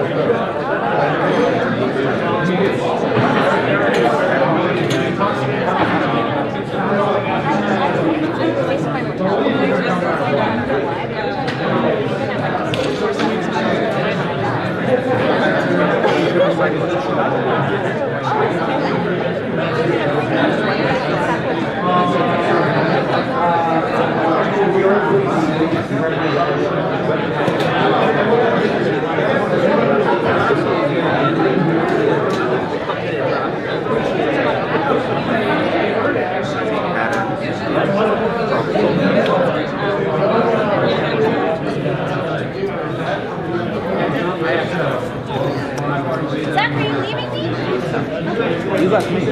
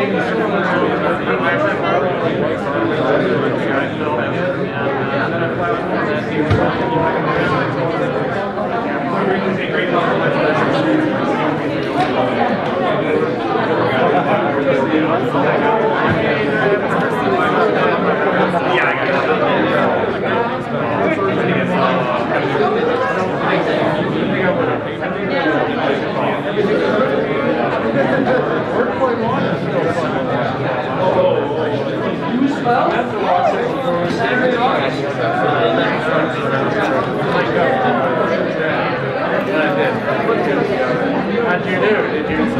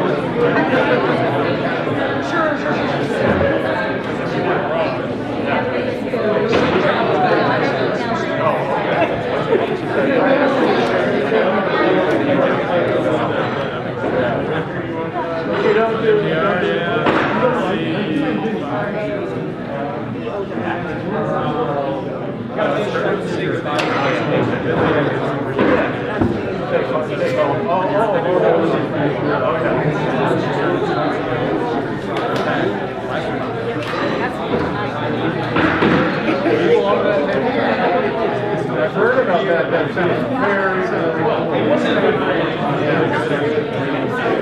Actually, you're right.